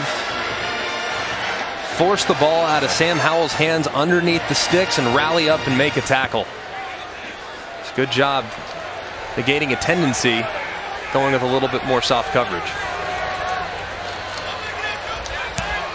Ben Kiernan booms this one. Rodgers lets it bounce. And it goes into the end zone for a touchback. 63-yard punt, but unfortunately for the Tar Heels, only a net of 43.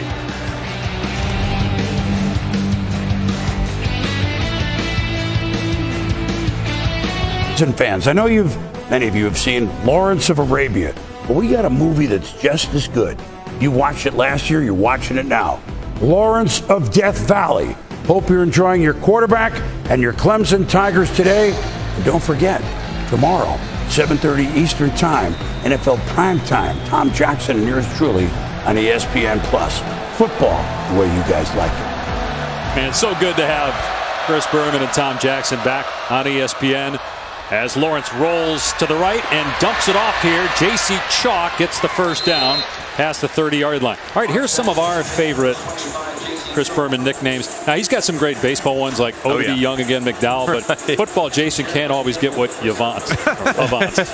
You got what, Tom? Jeff, Philadelphia Feagles. You got to love that one. Mac. And of course, Mike, you're in good hands with Allstott. When you can give love to a fullback/running back, you have to, right? Don't call him a fullback. Fullback/running back. He's a slash.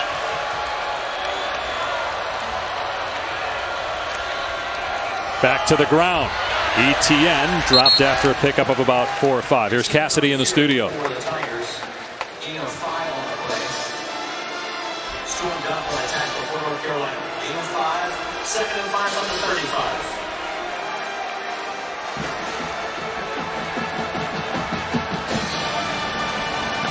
At Virginia trying to get to 5-0. Clemson looking to do the same.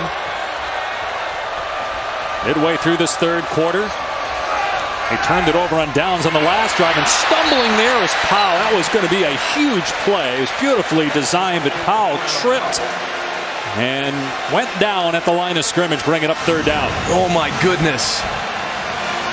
Beautiful play action, beautiful boot. Oh my gosh, so much room. That one just eats at you, and That's one that you really don't look forward to going into the film room to watch on Sunday because your teammates can give you a little bit of a hard time. Willie Whiteline got him. It's got him.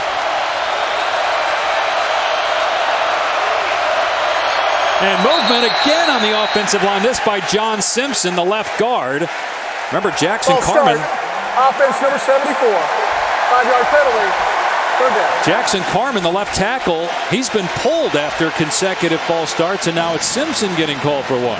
Yeah, and we've referenced just how crazy this atmosphere is. I've been here, done some North Carolina games in the past, and it's never been anywhere near this type of atmosphere. Great energy and clearly causing some fits with the Clemson offensive line.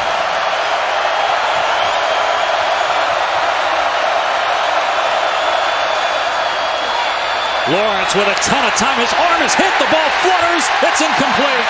It's Chaz Surratt, the former quarterback turned linebacker, who hit the Clemson quarterback that play.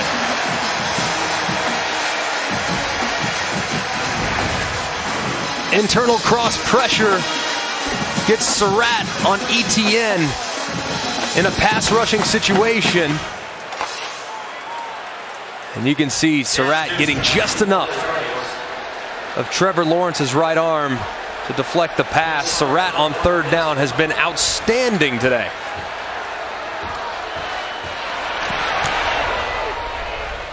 Good punt by Spires. And the fair catch made around the 26-yard line by Daz Newsome.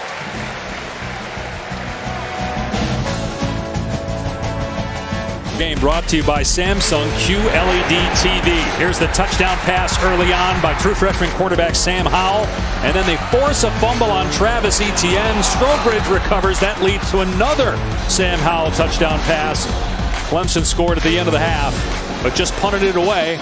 They've got the longest active win streak in FBS. Ohio State is number 2 at 10 in a row. The Buckeyes play at Nebraska on ABC tonight. The last regular season loss for Clemson at Syracuse going into a bye week in 2017. And Dabo Swinney warned his team this week about the fact they're going into a bye week next week, saying it's similar to 2 years ago. Let's not make the same mistake. But right now, they're in a fight with the Tar Heels. And here's Carter on first down, ran into his own guy, and eventually trampled after a gain of 2 or 3. Dabo and Mack Brown go way back. In fact, when Dabo Swinney was named interim coach and eventually the head coach at Clemson when Tommy Bowden was let go, he called several coaches to try to pick their brains and go visit. Mack Brown, Dabo said, was the only one to allow him to come visit him at Texas as Carter keeps his feet and gets the first down. They've been great friends ever since. When Mack was working for us, he would text Dabo all the time, give me some keys to the game so I can mention it ABC in the studio. So Dabo this week texted Mack, give me some keys to this game. Of course. Got to pay it back. But it's amazing just how much Dabo and his personality reminds me of that of Mack Brown. Very personable, engaging, interested. Just two guys that you just really would love to have the chance to play for, and it's great to see Mack back on the sideline where he's most comfortable. Their relationship goes all the way back to Gene Stallings, who Dabo played for at Alabama and Mack's good friends with. They go with Carter again, just sticking with the ground game and pick it up 2 or 3. So we told you we got 5 active coaches to win a national championship. Dabo with 2 of the last 3 years. Mack back in 05 with Vince Young. But they're distant from the guy at the top, Nick Saban, who's going for number 7 this year. Yeah, it's incredible, though, to see what Dabo's been able to do over the last decade and to see the program that he's built. They are so deep, so talented, have such an established culture. And Brown could not hang on with Kendrick in coverage third down. Yeah, guys, I confirmed with both of them in pregame warm-up that each received a text with the keys. Now, Dabo told me that his keys were nobody in blue scores, everybody in orange runs for as many yards and throws for as many yards as they'd like, and everybody in orange scores and only scores. It's great when you got somebody in turn would not reveal his keys that he gave to Dabo. You're saying not for TV, Tom? Apparently not. It's great, though, in an era where you got so many coaches that suffer from extreme paranoia that these two guys just They're having fun with it. 3rd and 6. Howell. Oh, through the hands of Brown. Would have been a first down and more. Instead, it's a punt. It was a nicely thrown football from Howell, and a nice route too. Just a little slight delayed stutter slant. A lot of separation, plenty of room. You know what, Greg? Though when you're the underdog, you cannot drop that ball. Yeah, you can't. You have to think. Was De'Ami Brown thinking that there was a white jersey coming straight for him? Maybe going across the middle, got a little bit carried away and preoccupied with making the catch. Or is he thinking, if I catch this, I might score? Again, the punt goes over the head of the return guy, but it checks up this time and is down around the 10-yard line. We're still even at the 5-minute mark of the 3rd.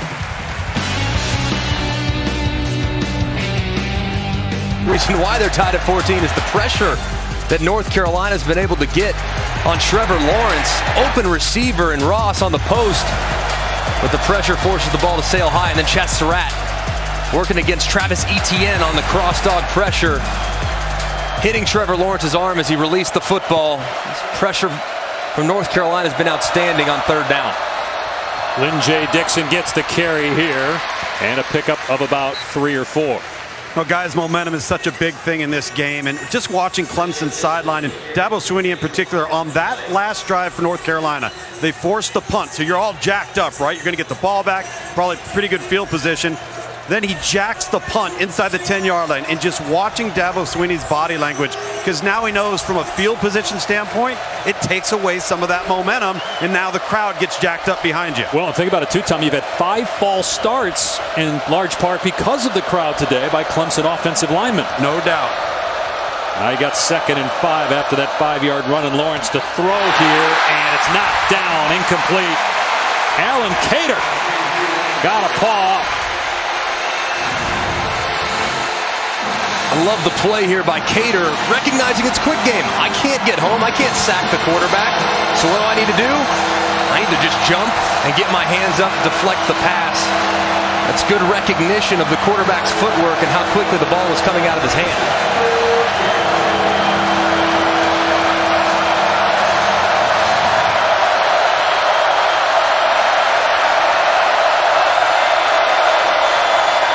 Lawrence with a ton of time. Incomplete.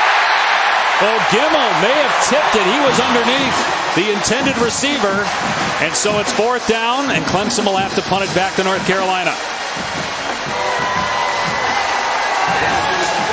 Look at this track from Gimmel. He's lined up right here. He flies out underneath this corner route because of the pressure that comes off the slot. That's a great job of recognizing the route concept, understanding who you're replacing, and getting a hand on the pass for a huge pass breakup. 3rd 3 and out today by Clemson, and now Will Spires to punt from his 1-yard line. Daz Newsome, who's very dangerous, is the deep man. Not a good kick. Newsome going to let it go, but man, it takes a huge Clemson bounce all the way down to the 31. It ends up being a 55-yard punt. Don't forget tonight on ABC, Nebraska welcomes the 5th-ranked team in the country, Ohio State, for a 7:30 Eastern, 6:30 local time kickoff on ABC. Ohio State has won 4 in a row against Nebraska, outscoring them 217-86. Now, Nebraska is a little bit better than they've been the last couple of years, but Ohio State might be as well. No doubt. I'm just so impressed with what Ohio State has done. And how about Sam Howell trying to get back on track? Started so hot in this game. He's cooled off a little bit against some of these looks that Clemson's giving him defensively. They've run the ball well on 1st down, and they do it here. Javonte Williams with a stiff arm, and all the way to the 43 for a 1st down. He got Kayvon Wallace right in the grill as he picked up 12. And a good job, too, at the point of attack by the left tackle, Charlie Heck. How about the stiff arm? Boom, get off me. Twice. And then the second time he drove his head into the ground. That was impressive, man. I'm telling you, I've been so impressed with these North Carolina running backs. And Howell going to take off here. They tried to make the defender miss and paid for it. Got Hit hard that time after a gain of about 2. It'll be 2nd down and long. Get down, young fella. Yeah, they don't have any help behind. You got a true freshman behind him at quarterback. That was Nolan Turner on the hit. Got a walk-on freshman going in if anything happens to old number 7. Yeah, and if that hit that he took wasn't worth the extra yard he picked up. So sometimes you got to understand that these guys will really pop you if you try to hit them. Powell in trouble, and down he goes. Sacked by Isaiah Simmons at the 35-yard line. Loss of 11 on the play. You see the safety on the right side start to come down, which means Isaiah Simmons is freed up to pressure, and him working against a running back is advantage Clemson all day long. I mean, Javonte Williams is a big body back. Ouch. It looked like Simmons got Williams back for the stiff arm he gave to his teammate Wallace a little while ago. I think so. It's a great rush by the outstanding junior from Clemson. Now it's 3rd and 17 for UNC.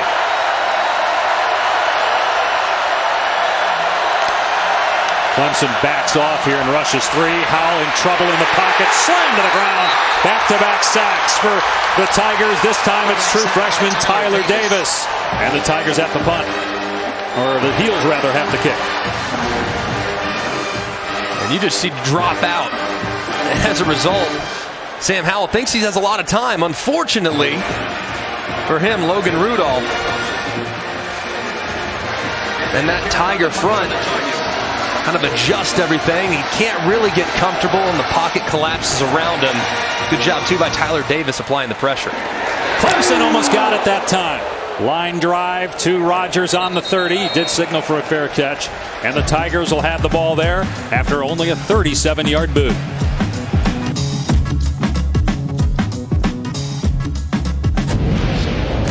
ESPN, home of the college football playoff. Welcome back to a 14-14 game as we continue Dr. Pepper's championship drive game of the week.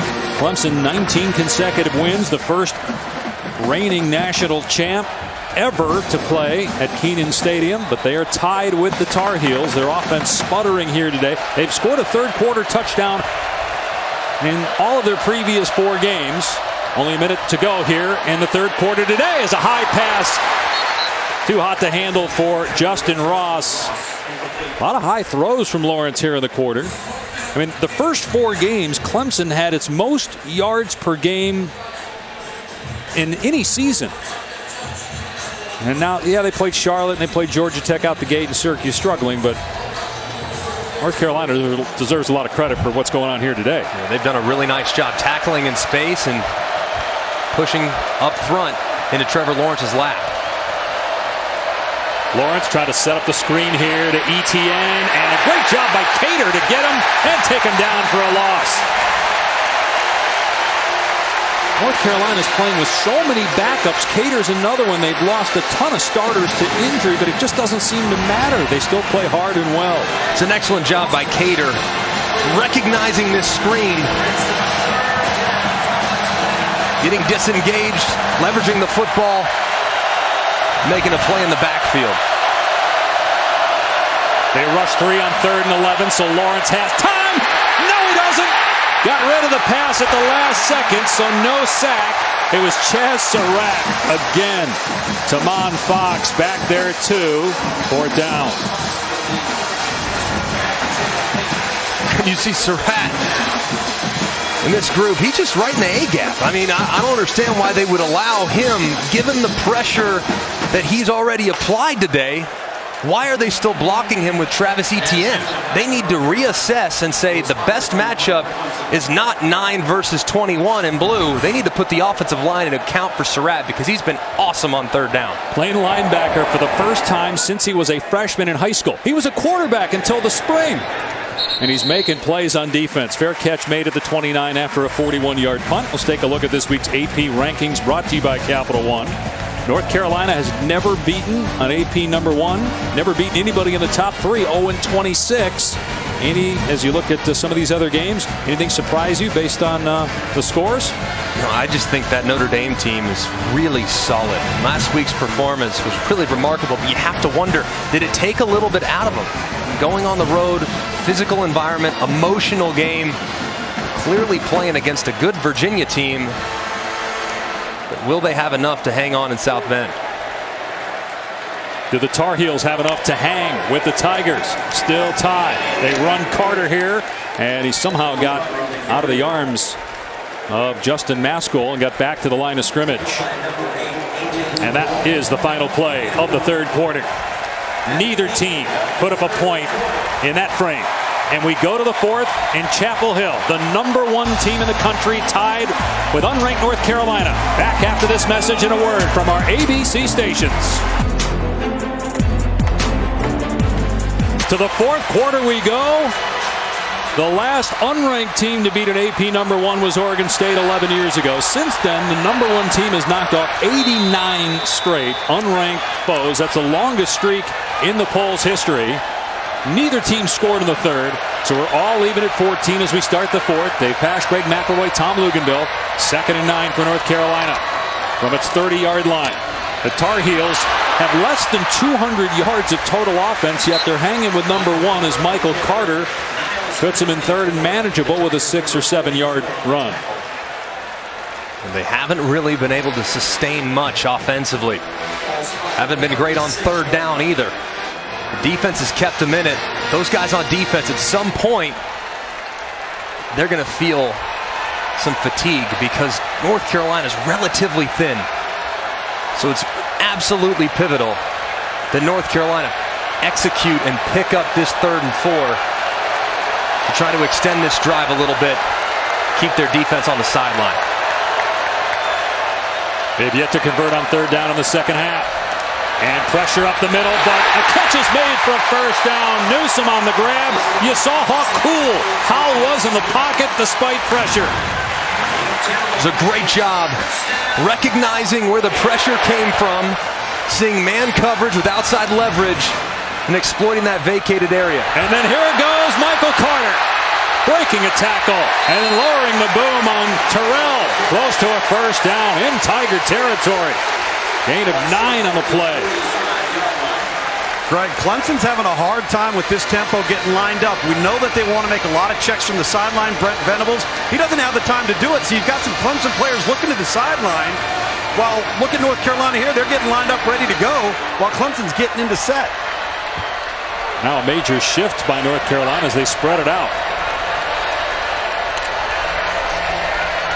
Howell to throw, and it's batted down to the line of scrimmage. So it'll be 3rd down and 1. Skalski was there for Clemson. 3rd and 1, North Carolina with their big back in the game, Javonte Williams. I think they're going to keep it on the ground. Yeah, they snap it quick. It's Howell keeping it, and he's not going to get it.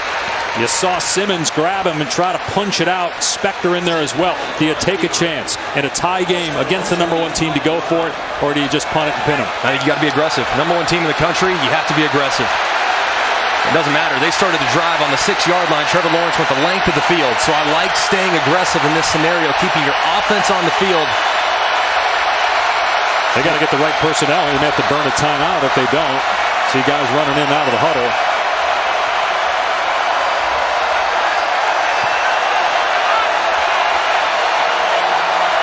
Two tight ends. It's been run to the left in this formation. Williams. Boy, I don't know. Simmons hit him first. Where the officials are spotting it, it's on the other side of the 45. But no, based on where they put the ball down, he's short, and it will be Clemson football.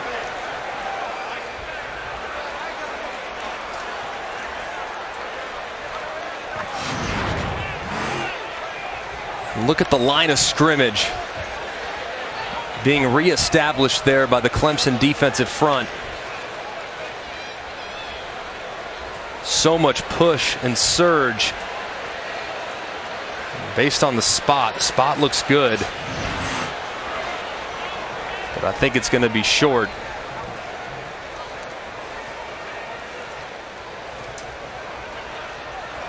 It's Clemson ball.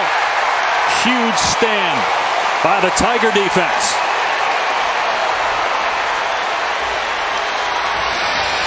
So Brent Venables' guys come up big. And Clemson will take over near midfield as Carolina went for it on 4th and 1 at the 45 of Clemson and failed.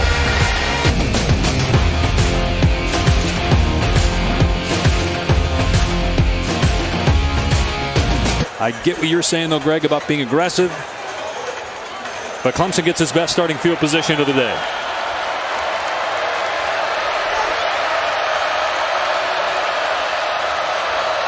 Lawrence steps up, in trouble, gets out of there and gets rid of it. He was outside the pocket. 3rd down and 3. No, Greg, this North Carolina defense really making Clemson earn every inch. And Dabo Swinney, when he went into the locker room, I thought it was really telling. He said, they're making us be patient. Clemson's not used to being patient. Clemson's used to it being easy. Credit North Carolina for another 3rd down opportunity. And it's been the pass rush, Lugs, that has been the difference here in the second half. Constantly applying pressure and making Trevor Lawrence uncomfortable. Empty set for Lawrence on 3rd down and short. Little half roll and a pitch and catch to J.C. Chalk for a 1st down. I love the play call. The pass rush has been hurting you a little bit. Move the pocket just a touch to the quarterback's throwing arm. Just a little sprint right option. Same play, or a very similar play to what they hit Renfro on to win the national championship a couple years ago. Just right in the flat, pitch and catch, 3rd down conversion. Another design quarterback run. They've done this a lot today, and they're having success. But wow, what a shot that Lawrence took that time. Yet Cameron Kelly and Aaron Crawford closing in, and Kelly is shaken up. He delivered the blow, but had to walk off. And then also Crawford is hurt. He's still down. Mentioned it was a year ago that Trevor Lawrence made his first start. He was also knocked out of that game against Syracuse. He looks to be okay, but the Tar Heel players are not. Back in a moment. Football on ABC is brought to you by Pacific Life. 150 years strong. Protection and retirement solutions for your future. Lexus. Experience amazing. And Chex Mix. Score the winning mix. Today's Players Spotlight brought to you by Wrangler, the North Carolina defense against the Clemson offense that averages 42 points per game. They've only given up 14. And also keep in mind, Clemson's won 19 in a row, 14 in a row by 14 or more points. That's the 3rd longest in NCAA history. Some movement by the Tigers here. They've had now 6 false start penalties. False start. Offense. Number 25. 5-yard penalty. Second half. But you think about the streak Clemson's on. The last time anybody won 14 straight games by 14 or more was Georgia back in the mid-40s. So you're talking something that hasn't been done in over 70 years. Yet this North Carolina defense that is playing a lot of true freshmen and a lot of backups because of injury, been able to keep them in this game against maybe the best quarterback in the country in Trevor Lawrence, whose offensive line isn't helping him, though, with all these false starts, putting him in 2nd and 8. And now Lawrence in trouble, but able to step away from pressure. You get positive yardage, dragged down by Tamari Fox, but it will be 3rd down. Well, what would it take for an upset? You're seeing it. You're seeing it. Can't give up big plays, make him snap the football, and rally to the football. And North Carolina here in another situation on 3rd down and medium. You mentioned that pass rush so many times. 21, Chaz Surratt has been the guy they've really keyed on to make plays for them on critical down and distance. See if 21 can get free again to make a play. Lawrence from the pocket, a deep ball to Higgins. He got it! Touchdown! Clemson has the lead! Higgins for the Clemson touchdown.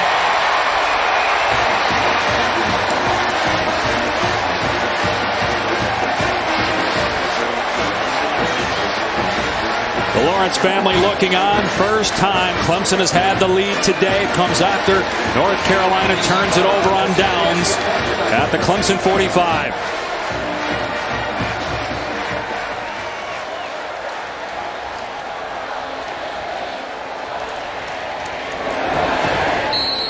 (21-14) Clemson on top. Just mentioned how North Carolina hadn't given up any big plays. We spoke a little too soon.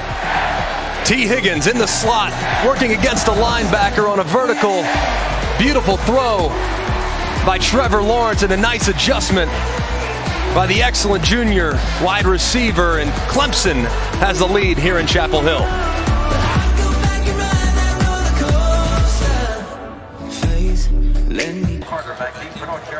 Longest play from scrimmage today for Clemson, a 38-yard touchdown pass by Trevor Lawrence to T. Higgins, the 8th touchdown pass of the season for Lawrence, 3rd receiving touchdown for Higgins, and for the first time today, number 1 leads in Chapel Hill.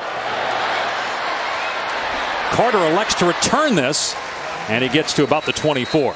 All right, today's Crunch Time brought to you by Cheez-It looks at 2 losses by North Carolina.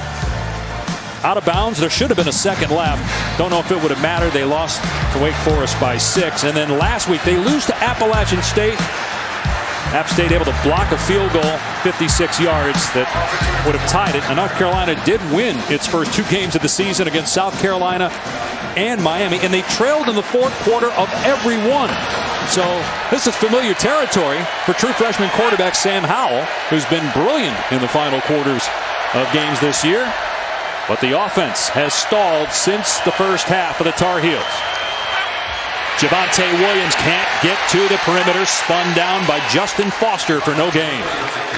And look at those numbers in the 4th. He's been excellent. I mean, very efficient in the 4th, making timely throws and gotta have it situations, capping incredible comebacks, most notably against South Carolina, engineering a couple 95-plus yard drives to steal a victory from the Gamecocks. He has been so calm under pressure, but here he's facing a test that is unlike that of any other in college football. The number 1 team in America and one of the best defenses he'll see in his entire career.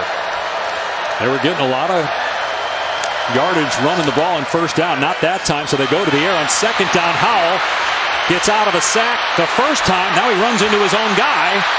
And he gets squashed around the 30-yard line. Picked up 4. Xavier Thomas on the hit. Again, there really is no backup because of all the injuries. You've got a true freshman walk-on that's the backup quarterback if anything happens to Howell.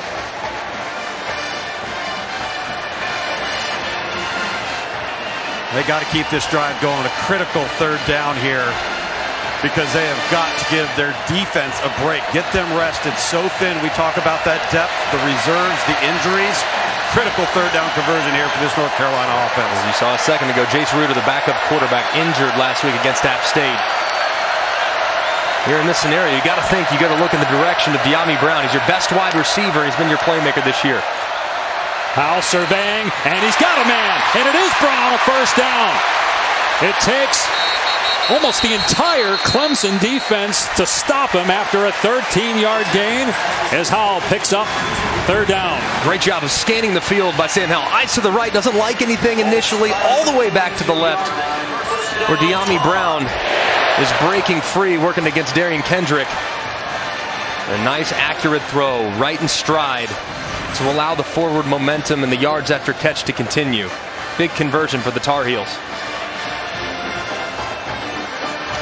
North Carolina 0-26 all-time against AP top 3 teams. The first time a number 1 team has visited here since Florida State in '99. First time ever a consensus reigning national champ has come to Kenan Stadium. Throw off the mark that time. Boy, that looked weird coming out of the hand of Sam Howell, trying to hit Daz Newsome. 0-10 for UNC against AP number 1 teams. There is an injured Tiger here. Jordan Williams will step aside for a moment.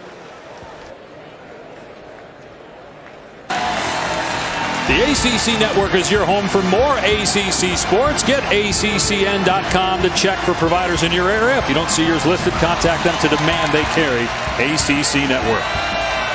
Now, Clemson was down for most of the first half, tied it to send it to intermission, and then they just went ahead for the first time. North Carolina faced with a 2nd and 10, and they're going to run the ball, and Carter gets smacked in the backfield. Nolan Turner back up, free safety. 3rd and long. Yeah, just a good job of recognition. Pressure off the left side that are going to run right in to Michael Carter. Not a lot the running back can do there. Great job and a great call by Brent Venables, the defensive coordinator. Now you're 3rd down and 12 with that clock running. They went for it on 4th down and 1 at the 45 of Clemson in a tie game. Didn't get it. And the Tigers marched down the field and scored. Howell looking. Receiver comes open. A sliding catch made, but short of the first down. So do you go for it again? You went for it earlier in a similar down and distance, similar place on the field. Yeah, I don't see why not. If you went for it on the last time, got to think that he's going to do it again. However, last time on 4th and 1, they went with that inside zone, right into the teeth of the Clemson defense. You have to think if you're going to get it, you're going to pick it up, it's got to be on the perimeter.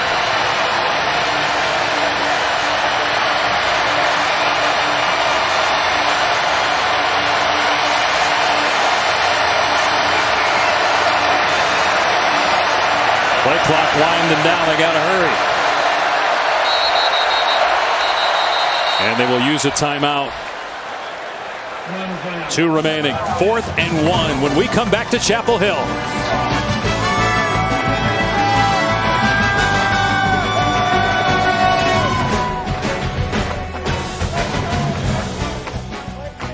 To 14 at the 5:48 mark of the 4th quarter. Nobody scored in the 3rd. Trevor Lawrence's first touchdown pass came in the 4th. He also had a rushing touchdown in the 2nd quarter. Sam Howell, true freshman quarterback, has 2 touchdown passes for Carolina, which is going for it on 4th and 1. Remember last time on 4th and 1, nothing doing inside. Let's see if they go with a little quick play fake. Maybe get something on the edge. Howell keeps it. And he got the first down. Brought down by Foster. Enough, though, to move the chains. And Howell just followed his running back right through the hole. You actually see Carter turn around and say, what happened? Where's the ball? Sure enough, if he picks up a block, who knows what happens. But Mac Brown breathes a sigh of relief after the very aggressive play call to go for it on 4th and 2 from midfield. Dang, Greg. Carter could have helped him out with a little lead block, though. You should be looking for somebody to hit, not looking to see if your quarterback got it. Howell off play action. Zips it in there, but it was behind Newsome, incomplete. Here's Cassidy.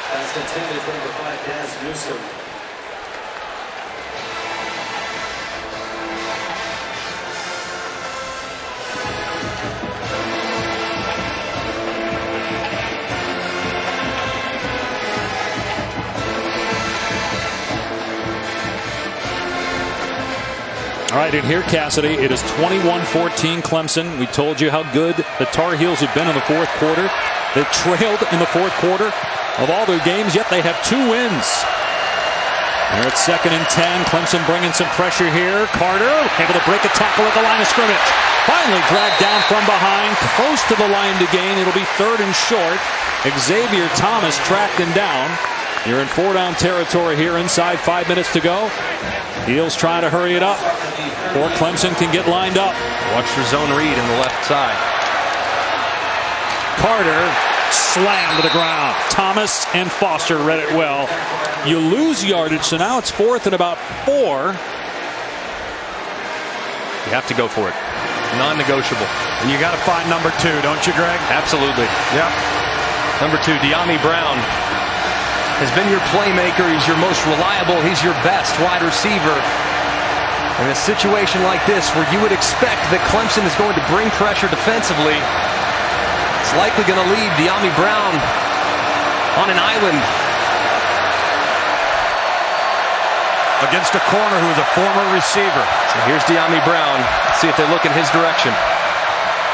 Instead, over the middle, over the official. The umpire was right in the way, but Groves made the catch with Turner all over him. They convert on 4th and 4. He's looking in the direction of Brown, but he quickly scans back over the middle of the field, resets his feet, and a great job by Groves going down and catching the low throw on the slant. Sam Howell, so impressive in crunch time and gotta have it scenarios. In spots that you would expect a freshman to crumble, he has been up to the task throughout the course of his career. He's been up to the task tonight. Michael Wood, number 1 ranked team in the country. Michael Wood made that play, the umpire. He almost got drilled, and that would have been incomplete Clemson ball. They go back to the ground. Javonte Williams brought down after minimal gain. Clock is nearing 3 minutes to go. 2 timeouts remaining for North Carolina. Clemson riding a 19-game win streak, the longest in FBS. Their last defeat was against Alabama in the college football playoff after the 2017 season. Their last regular season loss at Syracuse, October of 2017.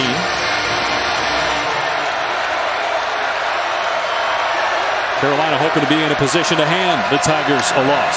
7-point Tiger lead. Breaking a tackle is Williams, and then upended at the 25. Again, 4-down territory, 3rd and 2. Remember, in this situation, around 2.5 minutes left, not only obviously scoring #1 priority without question, but also be mindful of the clock. A quick snap and breaking free is Javonte Williams. Another missed tackle. They finally get him inside the 5, but it's 1st and goal for UNC. The quick snap trying to catch Clemson's defense out of alignment, and sure enough they are. Williams breaks free, breaks a tackle, and gets into open space. It's a great job emphasizing tempo. We've seen North Carolina all day use that huddling and calling the play from the huddle. But there, they use tempo. They try to get a quick snap, and it pays off for them. Mac Brown telling Phil Longo here on the sideline, it's okay to take your time. Slow it down. I don't want any time on the clock left. They're going to use their 2nd timeout, leaving them with 1. 1:46 to go. Carolina on the doorstep. You got to go back to October 13th of 2017 when Kelly Bryant got injured. Trevor Lawrence was a senior in high school in Cartersville, Virginia, the last time Clemson lost in the regular season. North Carolina has a 1st and goal on the Clemson 3-yard line. They've got 3 tight ends in the game. Play action pass. Howell setting up, throws, and it is caught but not in. They're marking it at the 1-yard line. Vargas did a great job to haul that in. It was not a good throw at all. Man, he was late getting to it also. It's a great effort. Wait, isn't that a touchdown? Man, it's close. Really close. The ruling on the field of the receiver short of the goal line is under further review. Now, when does he get possession? I mean, the ball there, is it secure? Does he have possession there? Or is it when he turns over that he actually secures it? And if so, where's the ball? It just has to cross the very front end of that goal line. Ruling in the field is he's short. An incredible catch. First catch of the year for Vargas. What a grab. Unbelievable catch. Wow. Too bad Sam made it so hard on him. Yeah. He pinned it against his helmet. He did. With one hand. It's just hard to see where the nose of the football is, too, when he secures it. Of course, it has to be indisputable video evidence beyond all doubt to overturn and call it a touchdown, but my goodness, it's close. The interesting thing, too, is North Carolina, knowing the clock will be wound, might be in their best interest for this not to be a touchdown, knowing that you could take a little more time off the clock to avoid giving Trevor Lawrence a 2-minute opportunity. That's if you assume you're guaranteed to get in against this Clemson front. No guarantees against this group. Well, and that's what Mac was talking to Phil Longo, the offensive coordinator, about. After review, the ruling on the field stands. Okay. which means not enough video evidence, as Greg mentioned, has to be indisputable beyond all doubt. So it's not overturned. It's 2nd and goal from inside the 1. They will start the clock on the ready for play. Clemson has all of its timeouts left. We'll see if they decide to use one here to try to preserve some time in case Carolina scores, to have enough clock at the end of regulation. Clemson's trying to run an extra guy on the field there, and Dabo calls a timeout. I don't know if they had 10 guys or 11, but you saw their number 31, Mario Goodrich, running down the sideline, went into the end zone, and then came out of the field.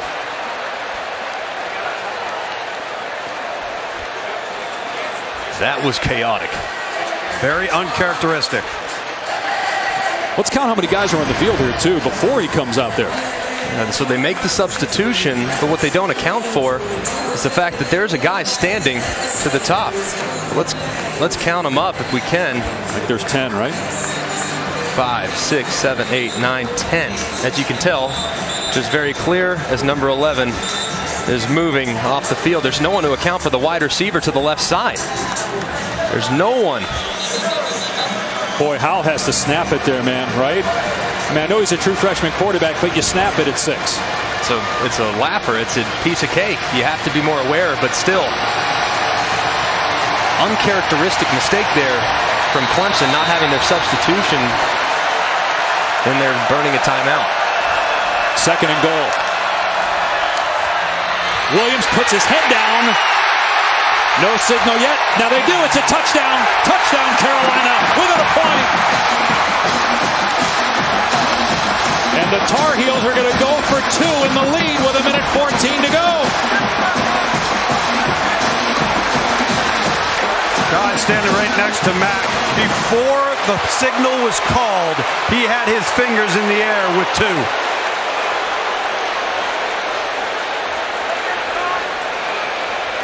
Do you agree with this decision, guys? You played them so well.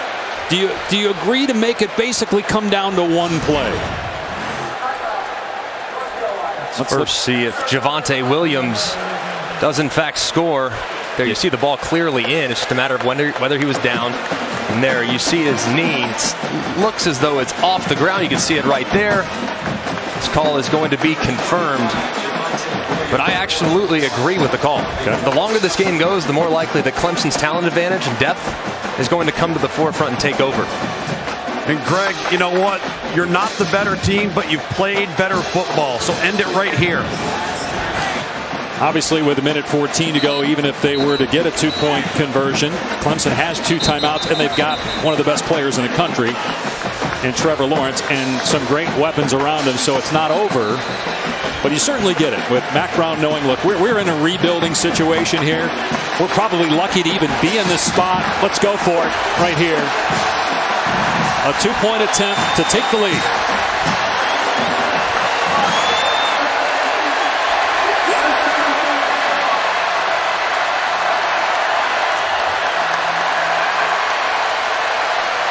Play clock is yet to start. No timeouts remaining for the Tar Heels. They had a 2-point conversion against Wake Forest. Can they get it here?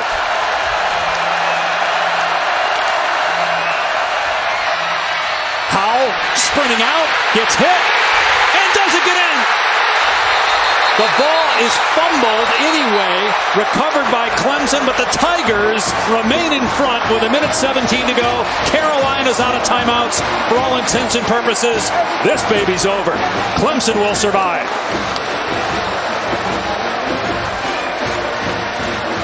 Of course, you got what's likely going to be an onside kick, but still no timeouts left, even if North Carolina recovers it. Trying to just go with triple option. That end actually on the right side of the field stayed wide. Of course, you can't see what happens play side, but Howell opts to pull it. And Clemson's defense has plenty of numbers. And actually, it looked like there on the recovery, Newsom was still in bounds, but Clemson was all over it anyway, was not going to get in. Just a great job by Clemson's defense, leveraging the football, playing their keys. Also got to give Sam Howell a little credit. No, hey, it's leave it all in the field. Might as well try to pitch it to somebody. Maybe something magical happens, but so Carolina will go for the onside kick here. And who can forget the ACC championship game a few years back? He had an 11-1 Carolina team that was an onside kick away from potentially pulling off one of the stunners that we'd ever seen in college football to that point just a few years back. So let's see if Clemson can make it a little less dramatic this time. Noah Ruggles to kick off. High in the air. It is loose. And Clemson's got it. Recovered by Justin Ross. And so the Tigers take over. The Tar Heels can't stop the clock. The win streak will go to 20 straight for Clemson. It was a great kick. Bounce, bounce. Second bounce is the one you're trying to create. It's in a perfect spot. North Carolina overran it, Greg. They really did. They had an opportunity for sure to secure it. But Clemson hangs on. What a gutsy performance from the Clemson Tigers. Lawrence takes a knee. He'll have to do it one more time. Well, the relationship between Dabo Swinney and Mack Brown goes way back to when Dabo was named the head coach after an interim stint following the dismissal of Tommy Bowden. And he called Mack Brown. He called a lot of coaches for help. He'd never been a head coach before. He was a receivers coach. Mack Brown, Dabo says, was the only guy to take him in, brought him to Texas, taught him everything he knew about being a head coach and running a major program.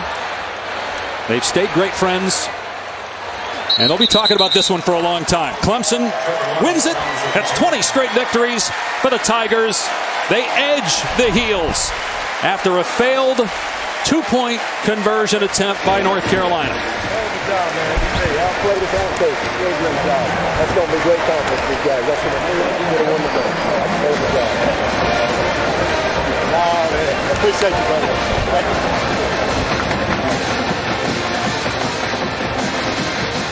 Trevor Lawrence was outstanding, both throwing and running, and the true freshman Sam Howell, a very impressive showing as we said at the top. Well, Coach, it was a dogfight. You told me at halftime this is a good football team you're playing. How do you assess the second half performance of your football team? Well, we did enough to win, but listen, I thought they outplayed us. I thought they outcoached us. Simple as that. We're really fortunate to win the game. But at the end of the day, you need one more point to win, and we came away with the victory. So I'm proud of our guys. This was a great crowd. I thought their team was awesome. They showed a lot of heart, and they took advantage of some mistakes. Well, I mean, we couldn't get out of our own way for a lot of the night. A bunch of offsides, bunch of 3rd and 1s that we screwed up, and just some missed opportunities. But we made the plays when we need to make them, and that's what great teams do. But this was a game that we're very fortunate to win. But hey, you're going to have games like this. It's not easy to win. It's not easy to win, and we're not entitled to win. You know, you got to earn it, and we did. We found a way. But man, you got to give North Carolina a ton of credit. I mean, what a gutsy performance by their team. Again, I thought they outplayed us, outcoached us. But, you know, sometimes the team that plays the best doesn't win. And tonight, we were fortunate. I know how important your relationship is with Mack Brown. What did you say during your exchange with him there? Oh, man, just gutsy performance. I told him the same thing. I thought they outplayed us. You know, it's a shame that somebody's got to lose a game like that, but I'm proud of my guys. What a great – I knew they were going to go for 2. We already told them, listen, they scored, they're going for 2.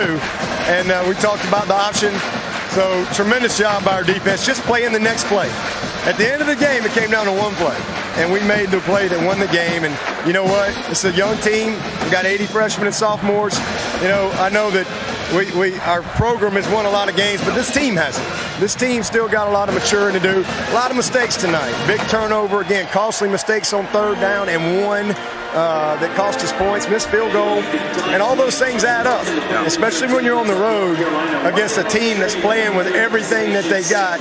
So listen, again, we're very fortunate. We're thankful to have the opportunity to move on. We got to get better. We got an open date coming up, and got Florida State here in 2 weeks. Hopefully we'll come back and improve from this game. But I'm really proud of our team, first of all, and our fans. We had a good crowd here as well. But great college football game.